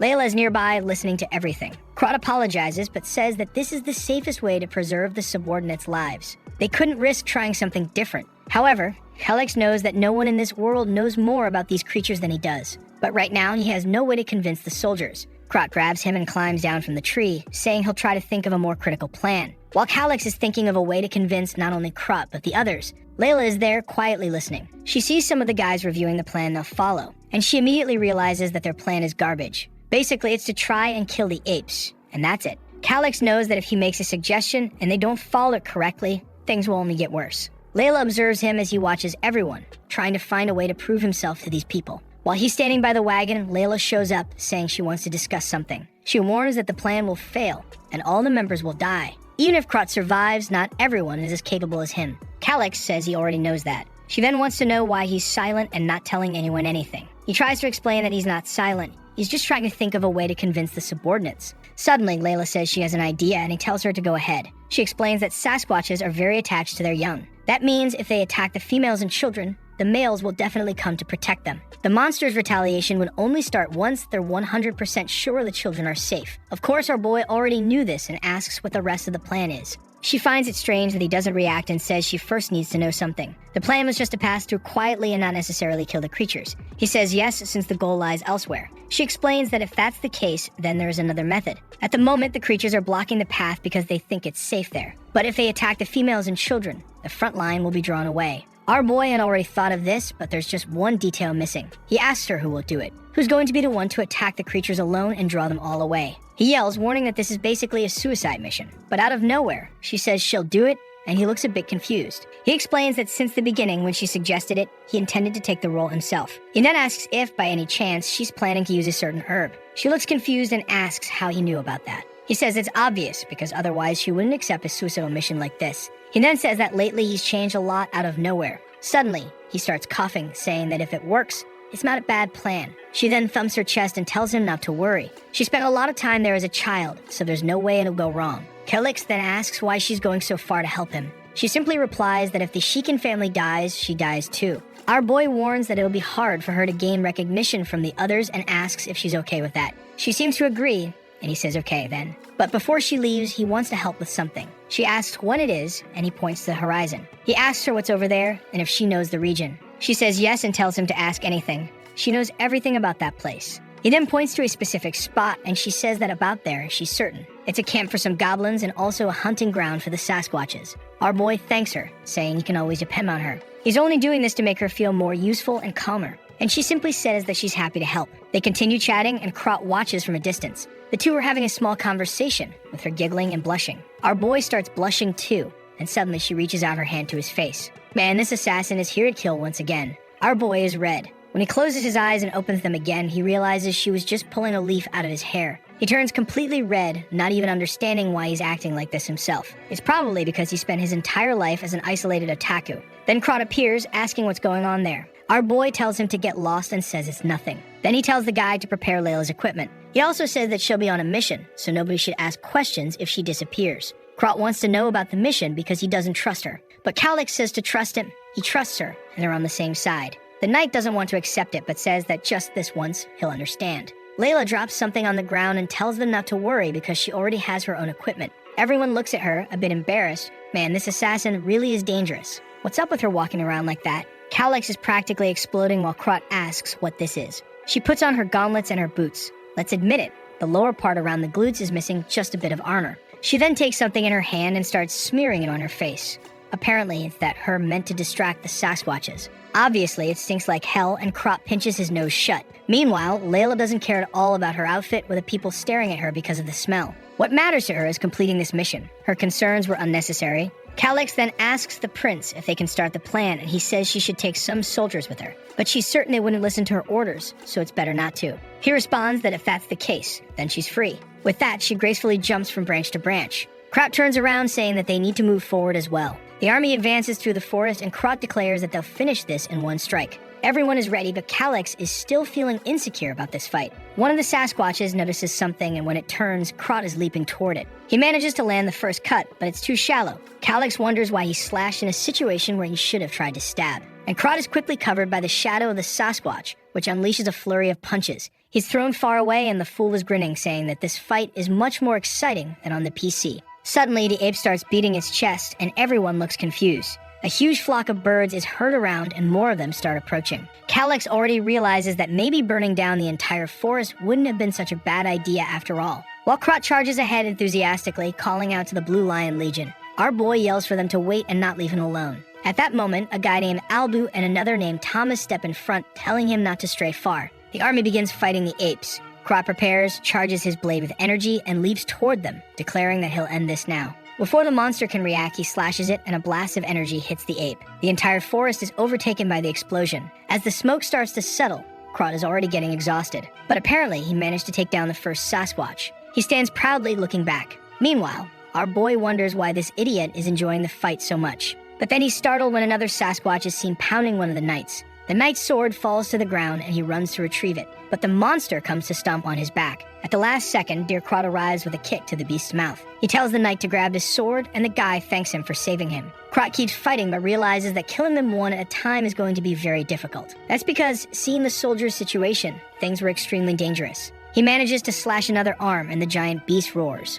The problem is that he's only one man and is starting to get exhausted. Not to mention, even the older apes were stronger than he expected. He decides to try immobilizing some of them and slides under a leg, slashing at its heel. The beast roars, and another one goes down. The soldiers get excited, seeing that they have a chance to win. But Krot knows something is wrong. Looking around the forest, they see 8, but there's still one missing. That's when he hears a sound beside him. There's a giant albino one charging toward the prince. And the worst part is that the monster is running, and Calyx has no way to escape. Krot rushes, but Albu steps in front, telling the prince to stay back. From a distance, Krot unleashes another lightning attack, and everyone is momentarily blinded. But as the smoke clears, a hand bursts out of it. It strikes Albu in the chest, sending him flying and leaving a crater in the ground. Calyx is shocked, realizing that should have been him. Thomas steps in front, telling the prince not to move. Meanwhile, the monster keeps advancing, and Krot is starting to get exhausted. He leaps for another attack while Thomas stays by the prince's side, until Calyx calls out to him, saying he needs to help deal with his Sasquatch.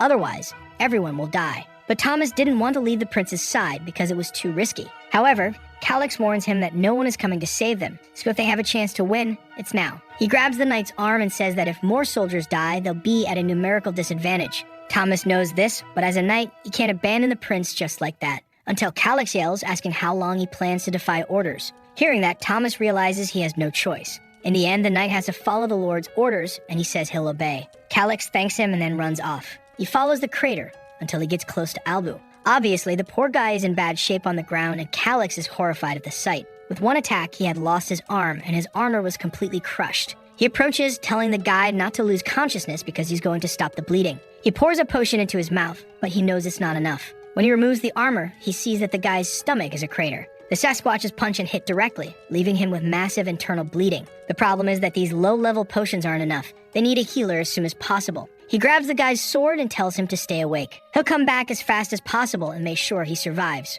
Shortly after, in another part of the forest, he hides behind a tree, observing the Sasquatches. This was the hunting region for goblins that Layla had mentioned. But just glancing at them, he's terrified to see the beasts pounding their chests. The monsters were much stronger and more disgusting than he had imagined. He punches the tree, thinking that he really could die here. He's afraid, even though he wants to trust Layla's plan and is sure she set up the traps. If everything goes right, he won't get hurt, but this isn't the world where he's sitting behind a monitor. Breathing heavily, he remembers Albu lying there. He tells himself it's fine. He won't die. He steels himself, saying that he'll do this, and then steps out from behind the tree. He calls out to the Sasquatches, shouting that today is their day to die. The ape charges at him, but suddenly he pulls a lever and several spears strike from behind. They stab right into the beast's ribs, and it drops to the ground immediately. But as soon as the first one fell, another monster noticed and came running toward him. Calyx barely dodges the attack and manages to pull another lever. This time, a rope swings down, slamming the giant beast into the ground. These were extremely sharp spider vines. Additionally, he had asked Layla to coat the spikes with mermaid venom, an incredibly strong anesthetic. Seeing how weak the ape is now, he believes it worked. He steps closer, grabs the sword, and strikes it right in the middle of the head. The feeling of the blade piercing the skull was so much different than in the game.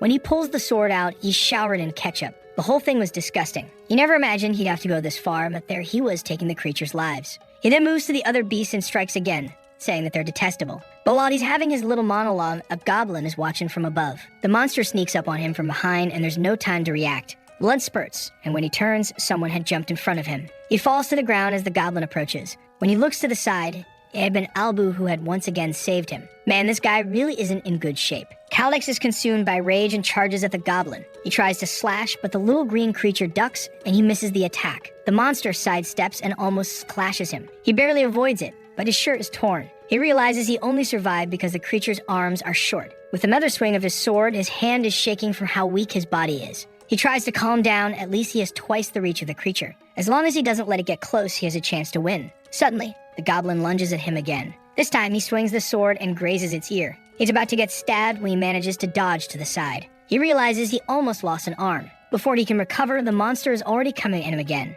Another slash and another nick on its ear.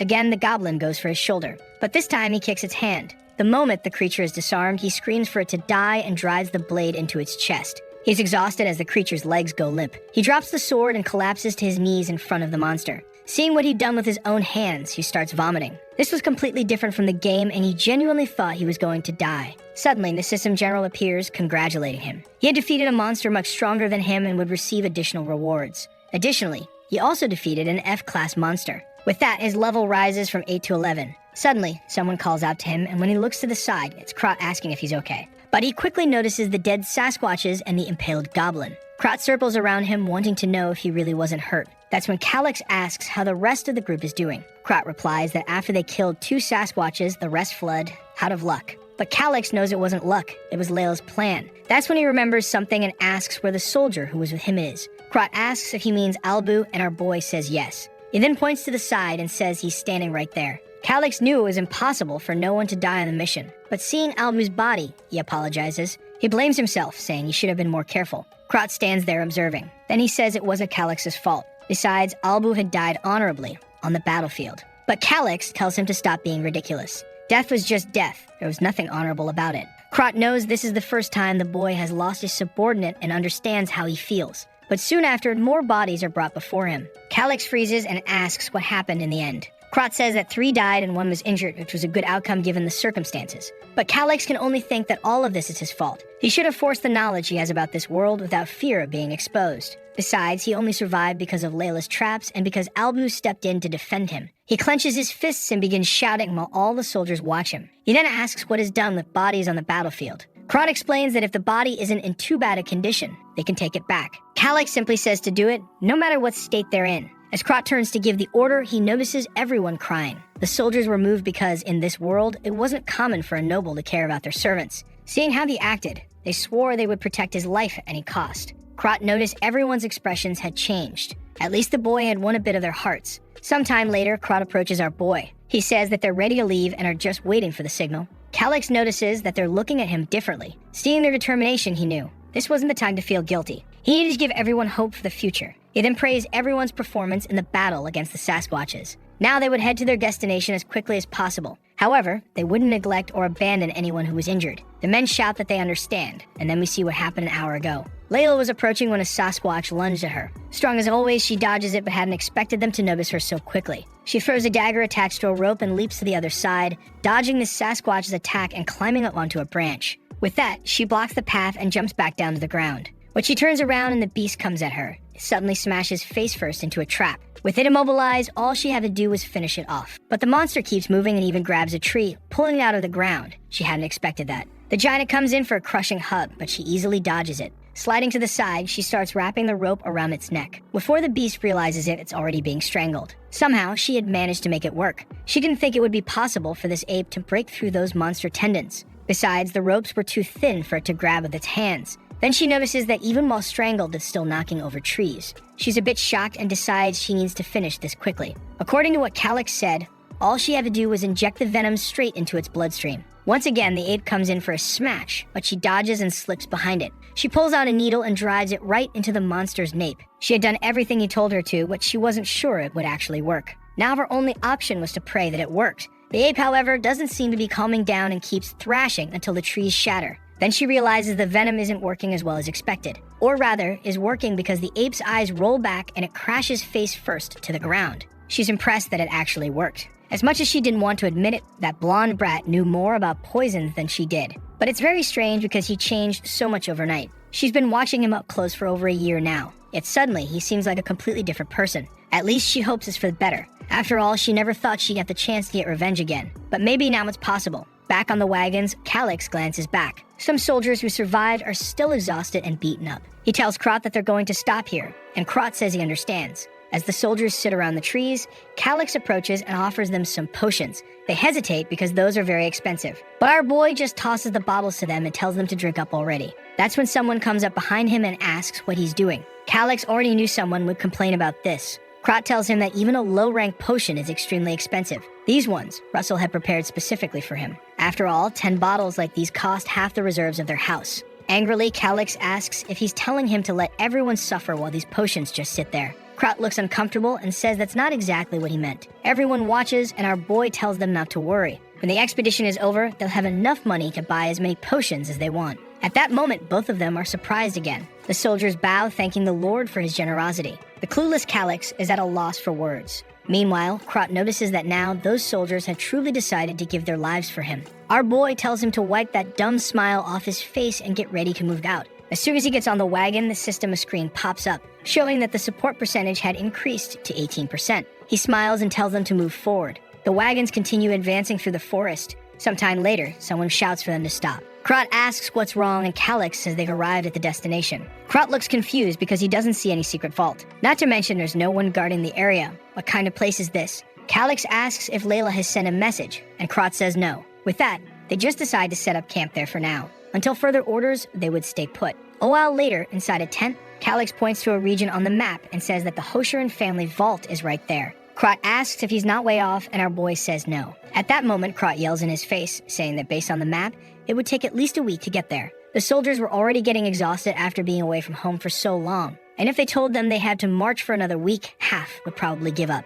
Thomas also says that staying in one place for too long is dangerous because they'd be found soon. Calyx lazily tells them to listen before they start complaining. He just pointed to the vault's location. He never said they were going there. Krot comes to ask if the objective of the expedition isn't to steal the vault. Calyx walks to a corner of the tent and says they'll access it from there. He starts stomping on the ground, searching for something until he steps on a lever. Suddenly, the ground begins to rise and a stone appears in front of him. The men look completely confused as he starts fiddling with some kind of puzzle. Suddenly, the stone sinks back into the ground, revealing an entrance. As soon as the blonde boy steps forward to follow the path, the men grab him, saying it could be a dangerous trap. Our boy says he highly doubts that. Krot then admits he's confused and wants to know how Calyx has information about this place. Calyx says that what he knows comes from a reliable source. Considering he's been somewhat incompetent so far, he knows it's hard for them to believe him. But soon, they'll see for themselves. Krot looks a bit embarrassed, and Thomas steps in, saying he believes in their leader. A leader who valued even the weakest of his soldiers was someone he could place his trust in. The other soldiers alongside them also say they believe in him.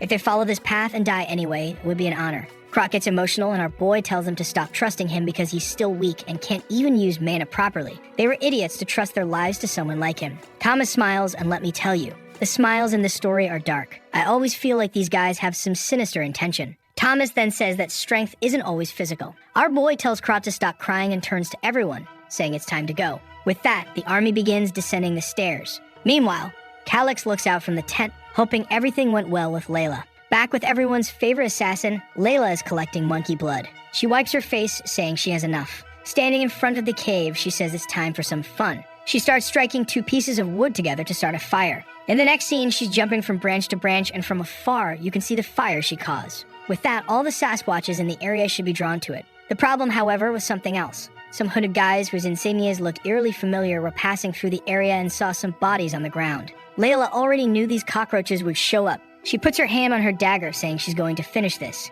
She'd show them what happens when you turn your back on someone with the position of an executioner. One of the men on the ground starts writing on a paper, saying they're in an emergency. They had found his Sasquatch's body, and there was no one wounded nearby. That meant someone capable of fighting a creature like that was in the area. And in this entire region, there was only one family capable of something like that. He needed to inform the Viscount immediately. Layla is quietly observing from a distance. She sees how they're sealing the letters and knows they're scouts. At that, she analyzes the direction of the wind. She takes some of the blood in her pocket and smears it on the tree next to her. Once again, another guy is sealing a letter, and she's watching from the tree above. The scene shifts to the Sasquatches arriving at the fire. They'd all want to enter the cave, but suddenly, one of them stops and sniffs the air. All of them begin roaring and change direction. One of the scouts carrying the letter is leaping from branch to branch, thinking he needs to deliver the information as quickly as possible. He stops on a branch to check the path ahead, and takes a dagger straight to the chest. He looks down, sees the blade, and when he turns to look behind him, he's kicked to the ground. Man, he falls like a piece of trash. Layla approaches the body, grabs the letter, and realizes it's important to inform the prince about this. She immediately starts running. Meanwhile, the Sasquatches are wandering through the forest, following the scent of blood. At the same time, the group continues advancing through the tunnel. Calix knows that this place was built by a wizard who had retired to conduct experiments, so it wouldn't make sense for that person to set up a bunch of traps in their own house. Krot argues that it's for ensuring the person's safety. However, our boy places his hand on the wall and says there are no traces of digging. The stairs, too, were crafted using magic. To have that kind of power, the person would have to be at least an 8th class archmage, which means if this person really wanted to set traps, everyone here would already be dead. Krot doesn't quite know how to respond. Then, following the path, they reach a passage leading into a massive room. Excited, Krot orders Thomas to protect their boy while the rest search for treasure. Calix says that if they find any intermediate-level potions, they should give them to the injured soldiers. He walks over to a chair and sits down calmly. At that moment, Thomas asks how Viscount Hosheran discovered such a ruin. Our boy says maybe it was luck or someone shared the information, but he isn't sure. Thomas then remarks that it's strange they even had a magical crystal ball. Suddenly, Calix's expression changes and he wonders if this is what he thinks it is. Even though the magical protections had weakened, it wasn't something the Viscount could break easily. He then asks who the Viscount's lord is, and Thomas replies that it's Marcus Antonio. Calix realizes he'll have to prepare for the worst. At that moment, Krot shows up with the intermediate potions Calix mentioned. Calix immediately tells him to hand them out to the soldiers, and Krot does so, though he can't help but think it's far too expensive to waste like this. But Calix knows that, at a time like this, it's more important to have soldiers than to keep potions stored away. They then show him some magical crystals, additional potions, materials, and other items. None of it was useless, but there wasn't anything incredibly valuable either. However, Calix knows that if the system said, "This is a treasure ruin," there's still something hidden here. Suddenly, he senses something coming from the corner of the room. Out of nowhere, Krot puts his hand in front of him and asks what's wrong. Krot says they've already completed their investigation and there's nothing lurking in the shadows, so he should stop trying to act alone. But Calix walks forward anyway, saying he doesn't care because Krot wouldn't understand. He starts running his hand along the wall, trying to remember where the secret door was located. That's when he finds a small hole for his thumb and everything begins to shift. Here comes the boy's treasure. Looks like those 10 years of playing games really paid off. Inside, there's a giant crystal ball surrounded by smaller crystal spheres. Additionally, it's like a monitoring room that could oversee their entire approach. Krot, however, points out that there's something very strange about this place. They had investigated all the ruins, yet he doesn't recall seeing a room like this. Calix explains that this is what's called a false ruin. In the past, it was common to make 2 entrances. One of them was easy to find but contained nothing valuable, so most people would give up. Krot deduces that the false ruin must be the Hosheran family's secret vault, and Calix says that since everything is connected, they can reach it from here. He places his hand on the sphere, trying to recall which function needs to be activated. After fiddling with it for a bit, they hear a sound nearby. When Krot runs over, he sees a door opening and Calix tells him this leads to the false ruin, but he says there's more. Looking further at the spheres, he points out that in the false ruin, there's an entrance. That entrance leads to the silver mines that have been making the Hosheran family so much money.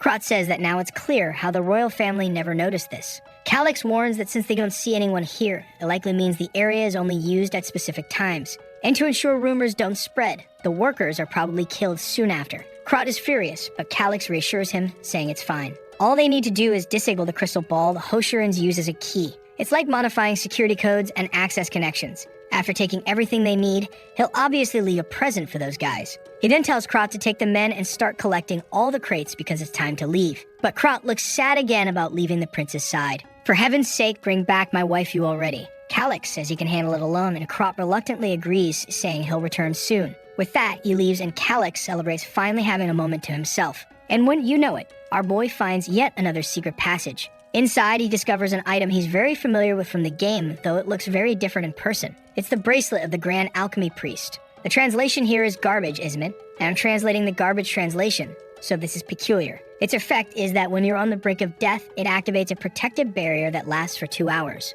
But if you take another very strong hit while the barrier is active, obviously, it breaks. The item had a cooldown period of 1 week, and after 3 activations, it would stop working. However, it was perfect for him, since at this moment he has no combat abilities. He slips it onto his wrist, thinking that now it's as if he has 3 extra lives. But as he's about to leave, he notices one more detail. Inside the place where he picked up the item, there was something written. He tries to read it but only understands part of it.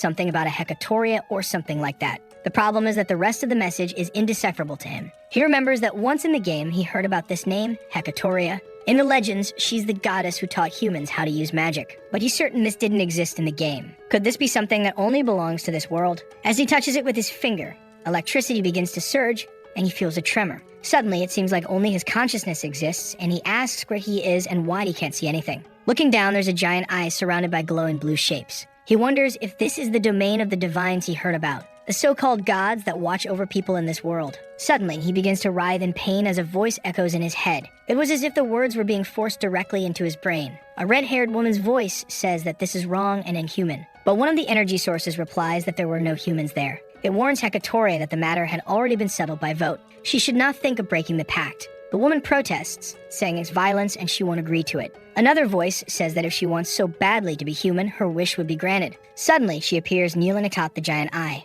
Calyx hears a terrifying sound he can't comprehend. While Hecatoria is screaming in the middle of it all, he covers his ears because he can't bear to listen any longer. The voices declare that Hecatoria has now fallen to the rank of a demigod. It would no longer be appropriate to call her by her old name. From now on, she would become an object of hatred, driven into miserable madness by the very insects she adored. They were eager to see the expression on her face at that moment. Suddenly, Calyx finds himself back in the room. I'm confused, he's confused, you're confused. This must be the author's intent. Out of nowhere, the system window pops up and Calyx is shocked. He had obtained a fragment of Hecatoria's first authority. It appears to be a skill that deals area of effect damage to all nearby enemies. The damage scales with his level and is impossible to dodge. However, the more enemies there are, the less damage it deals overall. Calyx knows that abilities normally range from rank F to rank S, but there are exceptions when it comes to so-called unique abilities. And beyond that, there are authority abilities which are even more distinct. It's a power that only X-class individuals or those known as demigods can use. In fact, developing an authority is the only way to reach the X-class.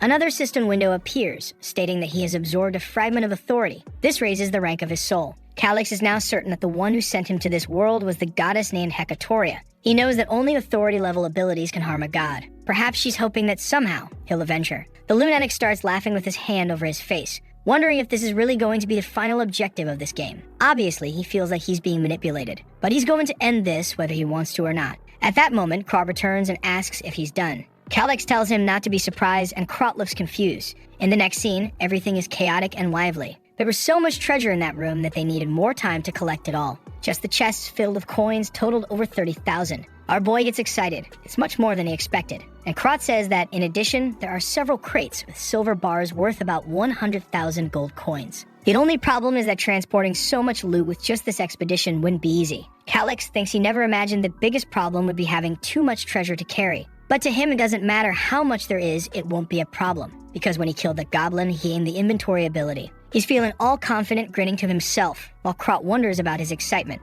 Calyx simply tells him to bring the crates closer. He'll handle the rest. Krot asks if everything in front of him is accounted for, and the man confirms it. Calyx then tells him to prepare everyone for the return journey. Krot agrees, though he has no idea what the boy is planning. But Calyx knows that in this world, the concept of players and abilities doesn't exist. It would take too long to explain what an inventory is. So instead of explaining, he'll just make it work. At that moment, Krot says everyone's outside, but asks what they're going to do with the crates. Calyx shows the bracelet and says he obtained it there.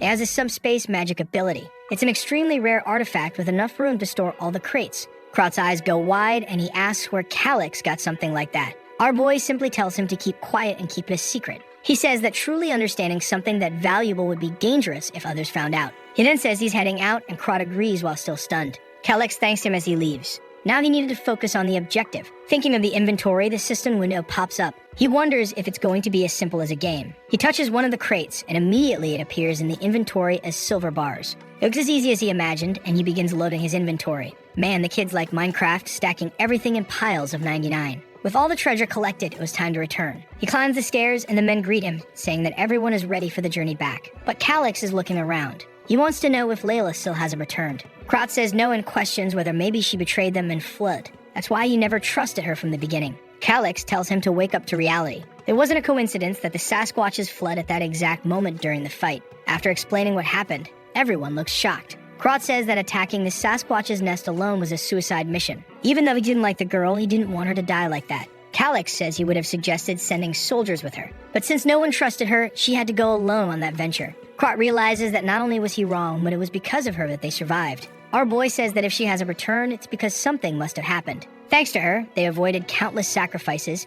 Now it was time to help her. Everyone stands at attention. Krat says he'll follow the Lord's orders. The other knights say that if she risked her life to save everyone, they needed to help her. Meanwhile, the clueless servant is just thinking that everything in this mission has been trouble. At least now, as a knight, he would complete his duty. Calyx orders them to split into a squad to search for her, while the rest will hide in the ruin. He's considering two possibilities for what might have happened to Layla. Either she was pursued by the Sasquatch leader or by the organization she belongs to. At this moment, he still believes it's the Sasquatches since no other pursuers have shown up yet. Besides, he's certain she's careful enough not to be caught in the act. The problem now is figuring out how to find her. Krat asks what they'll do next, and Calyx checks that everyone is ready. The plan for now was to head straight to the Sasquatch base and start avenging those monkeys. Before Krat can protest, Calyx places some herbs in his hands and tells him to burn them. It would produce a kind of oil that everyone should coat their weapons with. He warns Krat not to complain about the plan, and Krat just agrees. Calyx looks up, telling Layla to hold on. Sometime later, they're spying on the Sasquatch's base. They're sure that only females and children are inside. Calyx says they'll kill those inside first, and soon enough, the males will rush into the cave. But the men look uneasy and ask if this is really okay, since he already knows how dangerous the creatures are. Our boy tells them to see for themselves how powerful the poison on their weapons is. With that, they step forward and the Sasquatches hear something. The entire army begins advancing toward them. As the fight begins, Calyx hears others approaching. They run toward the cave, and Calyx says it's now their turn. They follow some footprints, and our boy says he's sure Layla wouldn't be defeated by those creatures. That's why they'll follow the largest footprints. Riding on Thomas's back, they start running. Along the way, Thomas asks if Calyx likes the woman. He gets it.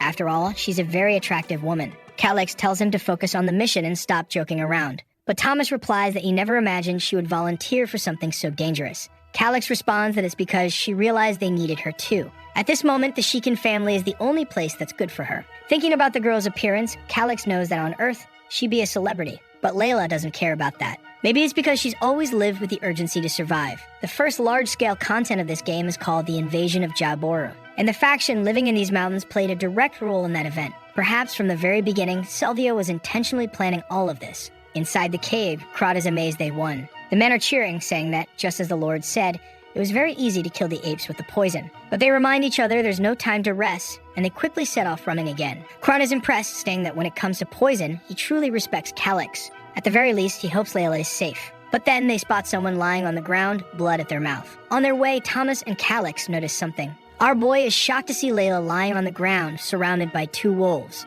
Thomas runs ahead and slashes the first wolf, while Calyx runs to help her. The problem is that her wound is much deeper than he imagined. He quickly uses a mid-tier potion, and thankfully, it seems to be enough. The only problem is that her recovery will be gradual, and she'll need several more. Thomas returns, saying he drove off the wolves. He helps our boy sit Layla up as Calyx gives her more potion. Her skin color starts improving, and they both feel relieved. At that moment, Krat shows up, and our boy says he arrived just in time. Suddenly, the scene jumps forward to a week later at Shikan Castle. Our boy, who looks more like a beautiful girl, is there training. For heaven's sake, right? This kid is too weak. He's at level 18, which isn't that bad. He's only 15 years old, and the average for an adult man is around level 20. Nearby, Russell watches and says that at least the boy's stamina is improving a lot. He could say that Calyx's physical condition wasn't bad at all. Krat comments that he seems completely different from the day they explored the ruins. Maybe he's taking some kind of secret potion. The hard-headed guy is there all confident, looking like something out of Solo Leveling. He says that his journey to level up has only just begun. The servant suggests they start sword training right away, but Russell says that Calyx's body needs to recover first. Suddenly, Calyx announces that he has something to resolve at the magical tower today. Krat didn't know about this, but our boy tells him to get ready because he's coming along for the visit. With that, he begins to leave, but Russell remarks that it seems Calyx now trusts Krat a lot. Krat responds that he doesn't know why, but he's certain the boy has exceptional talent. Besides, he genuinely cares about his subordinates and the people of the kingdom. Russell comments that lately it's been hard to understand the boy's actions and way of thinking. Krat says that while he may be talented, he still needs a master to guide him. But Russell counters that the priority right now is for Calyx to obtain his official title. He needs to complete the coming-of-age ceremony and advance to Class 4 soon. Still, the fear Russell once had about the future of the territory had disappeared. He never imagined someone suitable would appear this early. The scene shifts to the branch of the magical tower in Shikan's territory. Amidst an endless library, someone welcomes them. Our two boys appear, and here comes another dangerous situation. We're all thinking about Layla. Where is that girl who vanished after the rescue?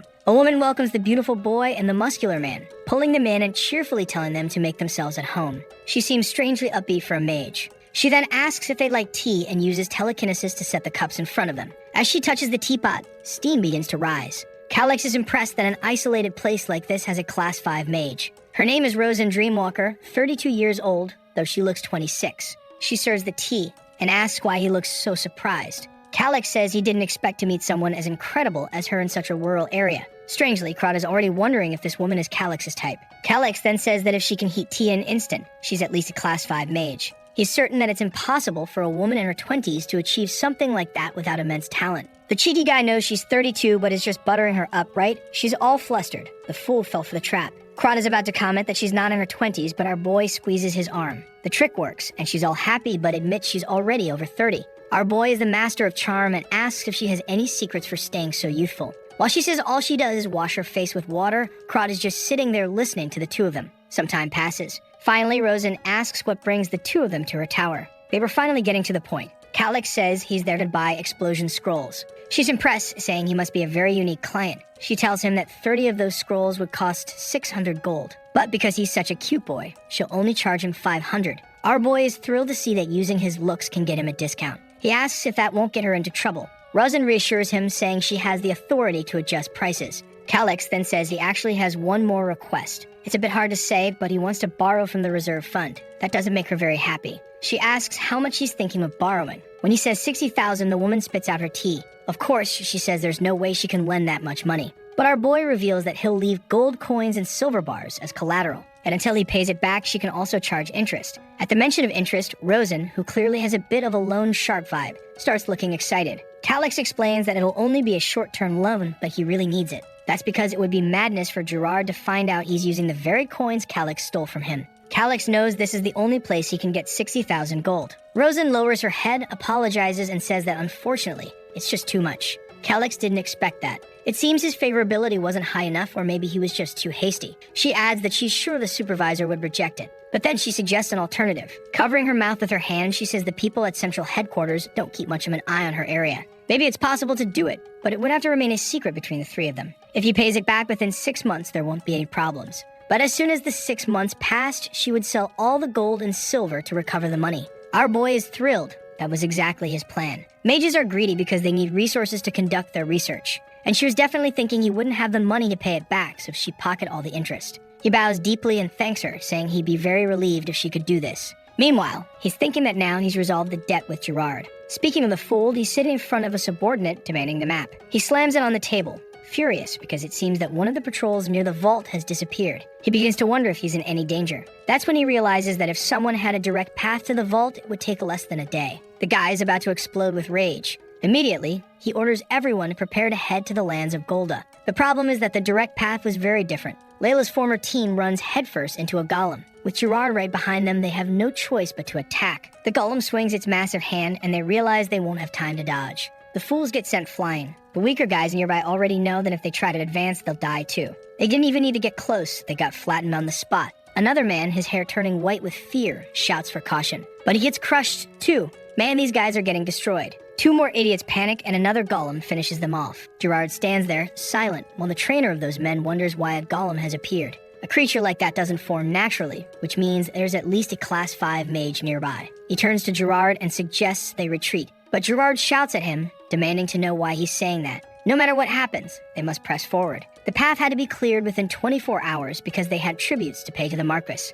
Even if everyone died in that place, they were to keep moving forward. Back at the tower, Rosen casually asks if they've received a little gift. She wonders if it's something romantic, like a lover or an affair. Our boy says no, and she replies that in that case, she'd like to receive a gift from him. Just then, Layla bursts through the door, asking if there's really an old hag trying to seduce her lord. Calyx enters and announces that all the luggage has already been stored in the tower. Meanwhile, Layla is just glaring at Rosen. Our boy thanks her for the good work and hands her something. He then asks both of them to wait outside. As they leave, Layla asks why the prince was talking to that mage. Crot just whistles, saying he has no idea why. Inside, Rosen is all happy and blushing, saying it's wonderful. Our boy gave her a necklace of golden pearls, and she asked if he's really going to give her something like that. He says it's a token of gratitude for the funds she's preparing for them. This was, of course, the artifact the system had shown him. He tells her not to forget to keep all of this a secret. If they tried to do this the proper way, the paperwork would never be approved. But Calyx knows she's angling for the interest she'd earn on the loan for the magical tower.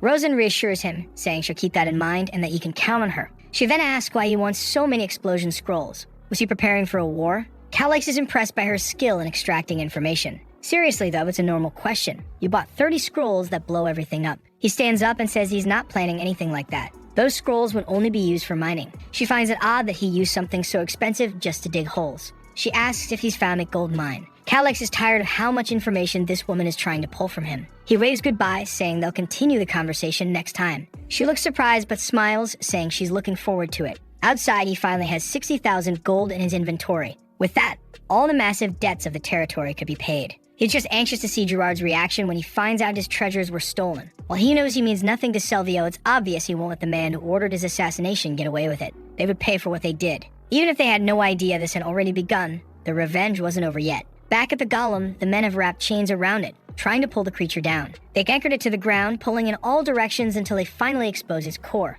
One of the men stabs it with a knife, yelling for it to die, and strikes the center of its chest. The core flares up, releasing an explosion as the stones fly in every direction. Man, the squad is in rough shape. Everyone is dead on the ground, swords scattered, bodies collapse. One of the men says they managed to kill the golem, but it costs 60% of their squad. Gerard, however, tells him to stop complaining and to just open the gates already. They reach the door of the hideout, and a man brings the crystal ball forward. But when he places it on the door, it displays a message. User invalid. An unauthorized access is detected and the security measures begin to activate. A warning sounds, telling them to step away from the area within 180 seconds. The man insists and tries to place the crystal ball once more. But of course, the error is the same and Gerard kicks the door in frustration, unable to understand what's happening. He has no idea why it isn't working. The man next to him warns that it's better for them to back away because they have no clue what these security measures are. With that, they start running while the door remains intact. It enters stage 1 of the interception program. The security measure was to summon numerous creatures that would attack anyone within a defined range.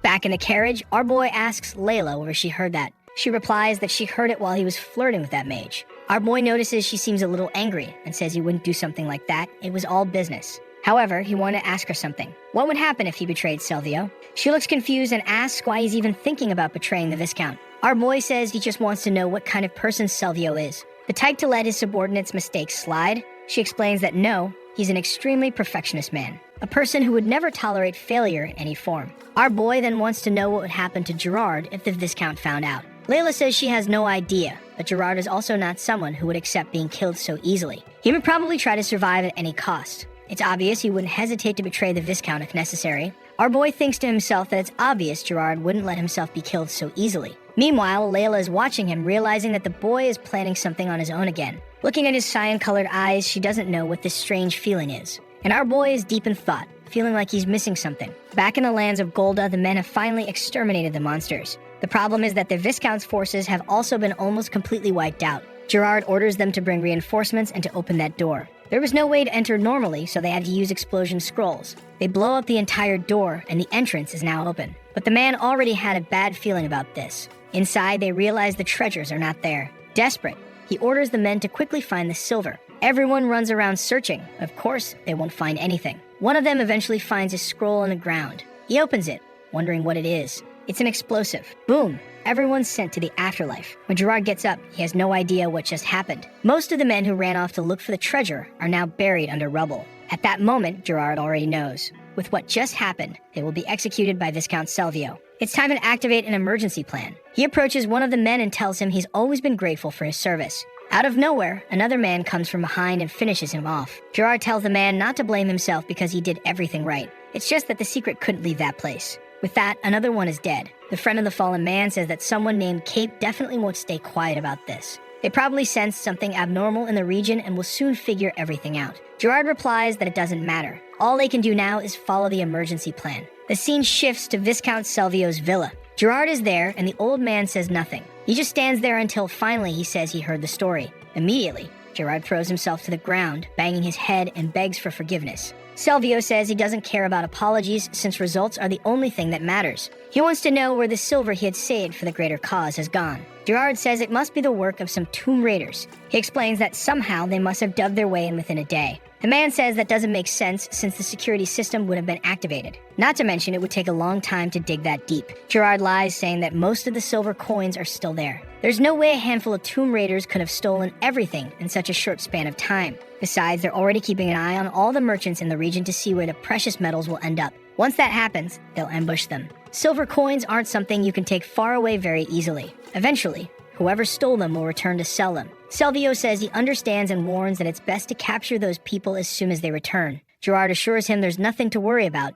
It will be done. Salvio goes to a drawer and says they need to apply pressure until these thieves return every last coin. However, something had to happen. Of course, Gerard had received his punishment. The poor man begs to be spared, but the whip comes down on his back. Salvio curses him as a sly bastard and asks if he's really mocking him. Gerard is just there, thinking that somehow he has to endure this hell. Salvio continues whipping him, shouting that the biggest problem is that he lost half of the shadow forces. Something they had been training for so long became useless because of him. After a great deal of affection on Gerard's back, Salvio pauses for a moment. He warns that his complaints are nothing. But if they jeopardize the greater cause, that's a whole different story. He warns that from now on, Gerard no longer has any authority over the shadow forces, and he can only act after receiving permission from him. Gerard, of course, simply replies that he understands. The man then says that they urgently need tribute money now. He orders Gerard to inform the Shikan territory that they will begin the process of confiscating their assets. Even if they don't have much of value, would be enough to help with the tributes. If it's not possible to take anything from Shikan,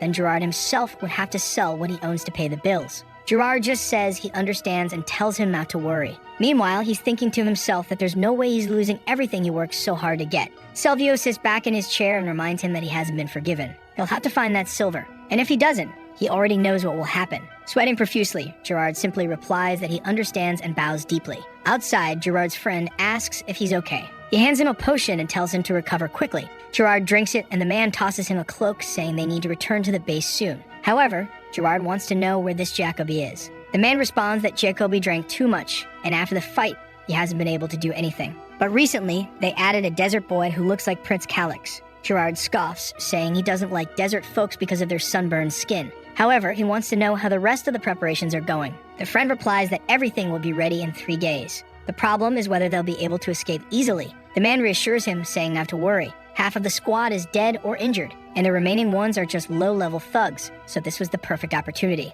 Maybe all these events were a blessing in disguise. After all, the more money they had to build a new life, the better it would be to escape. However, Gerard doesn't look convinced. He believes that the boy from the Shikan family has already won the succession battle easily, so it probably won't be that simple. A few days pass. Krot enters the room and calls for the two of them. He announces that Gerard and Mythos have come to visit. It's probably because of the debts. Russell says it's exactly as the prince had predicted. He tells Krot to accompany the prince to meet with the men. Russell wasn't going to get involved in this anymore because he believed the boy was capable of leading the territory. Krot says he understands. Meanwhile, Gerard, ever the lunatic, looks flushed, saying the boy's physique is improving day by day. But our boy simply replies that he doesn't greet unnecessary people, and that Gerard's arrogant attitude was already testing his patience, so it was better to get straight to the point. Gerard says that if Calix is so eager, he'll be direct too. He opens his arms and announces that the official confiscation would begin. He had determined that the Shikan territory wouldn't be able to pay the 60,000 gold, so they would take everything there as collateral for that amount. Our boy asks what Gerard will do if he refuses.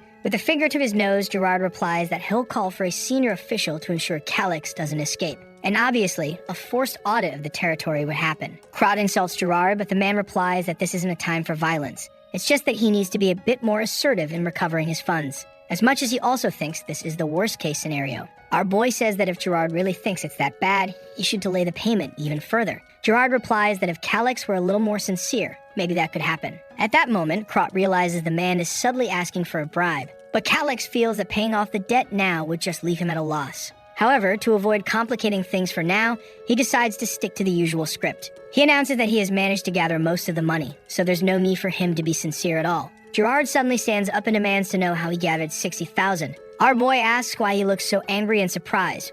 Was this a good thing? He places the official notes on the table and says all the values are legitimate. Gerard knows that those notes are indeed government issued. But how the hell did this kid manage to gather 60,000 in such a short time? That's when Gerard has the idea to take this money and flee with it. It would be much better than escaping with gold and silver, so maybe this was the perfect chance to go to another country. Calix places a silver bar on the table and asks if Gerard wants to verify it. He explains that he has 32 pieces of these in 420 crates. At that moment, Gerard recognizes those as the very silver bars he had hidden from the Viscount. Now everything starts to make sense. The Viscount thought Gerard was only hoarding a few silver coins and some copper, but Gerard had been secretly using the hidden mines to amass far more resources and stash them away. Now that Calix knows about it, it's hard for Gerard to go against him because he'd be reported to the Viscount. If Selvio discovered this, Gerard would obviously be executed. Calix then tells Gerard they don't need to pretend anymore about what's happening here, and he asks Gerard what he thinks his fate will be. Since Calix is a kind boy, he'll give him two choices. Either he confesses that he was stealing for Selvio and faces punishment, or he betrays the Viscount and flees this place. Gerard is just seething with frustration, while the boy knows that Gerard is completely cornered. To give him a sliver of hope and help the man out, he decides to take action. Calix tells Gerard that he will help him survive if he chooses to flee. This was a very rare opportunity, so he wants to hear Gerard's answer. Krat seems a bit confused about the prince's plan. Gerard replies that just helping him escape the territory isn't enough. Our boy says he can provide solid support to ensure no one touches him. Gerard asks if the prince is trying to make him serve him. Calix responds that Gerard is already hated by the most powerful person in this region, so obviously that wouldn't be a good deal. Gerard then says that if he had someone even more powerful than that man, surely the prince would be the one conceding. Calix replies that Gerard has finally understood and places a sheet of paper in front of him. He says that once Gerard signs it, he'll reveal the plan. The paper states that the Shikan territory has already paid off all its debts to Myrta's companies. The lunatic starts laughing, saying that Calix really is terrifying. It seems the boy has been deceiving the entire world this whole time. Gerard says he'll sign because he has no other option. After all, he doesn't want to become an enemy of the blonde boy. Our boy thanks him, while Gerard thinks to himself that eventually, he'll manage to get a like on this video that helps Mamoru make more juicy content for his viewers, activate the cheeky little bell, and I'm out.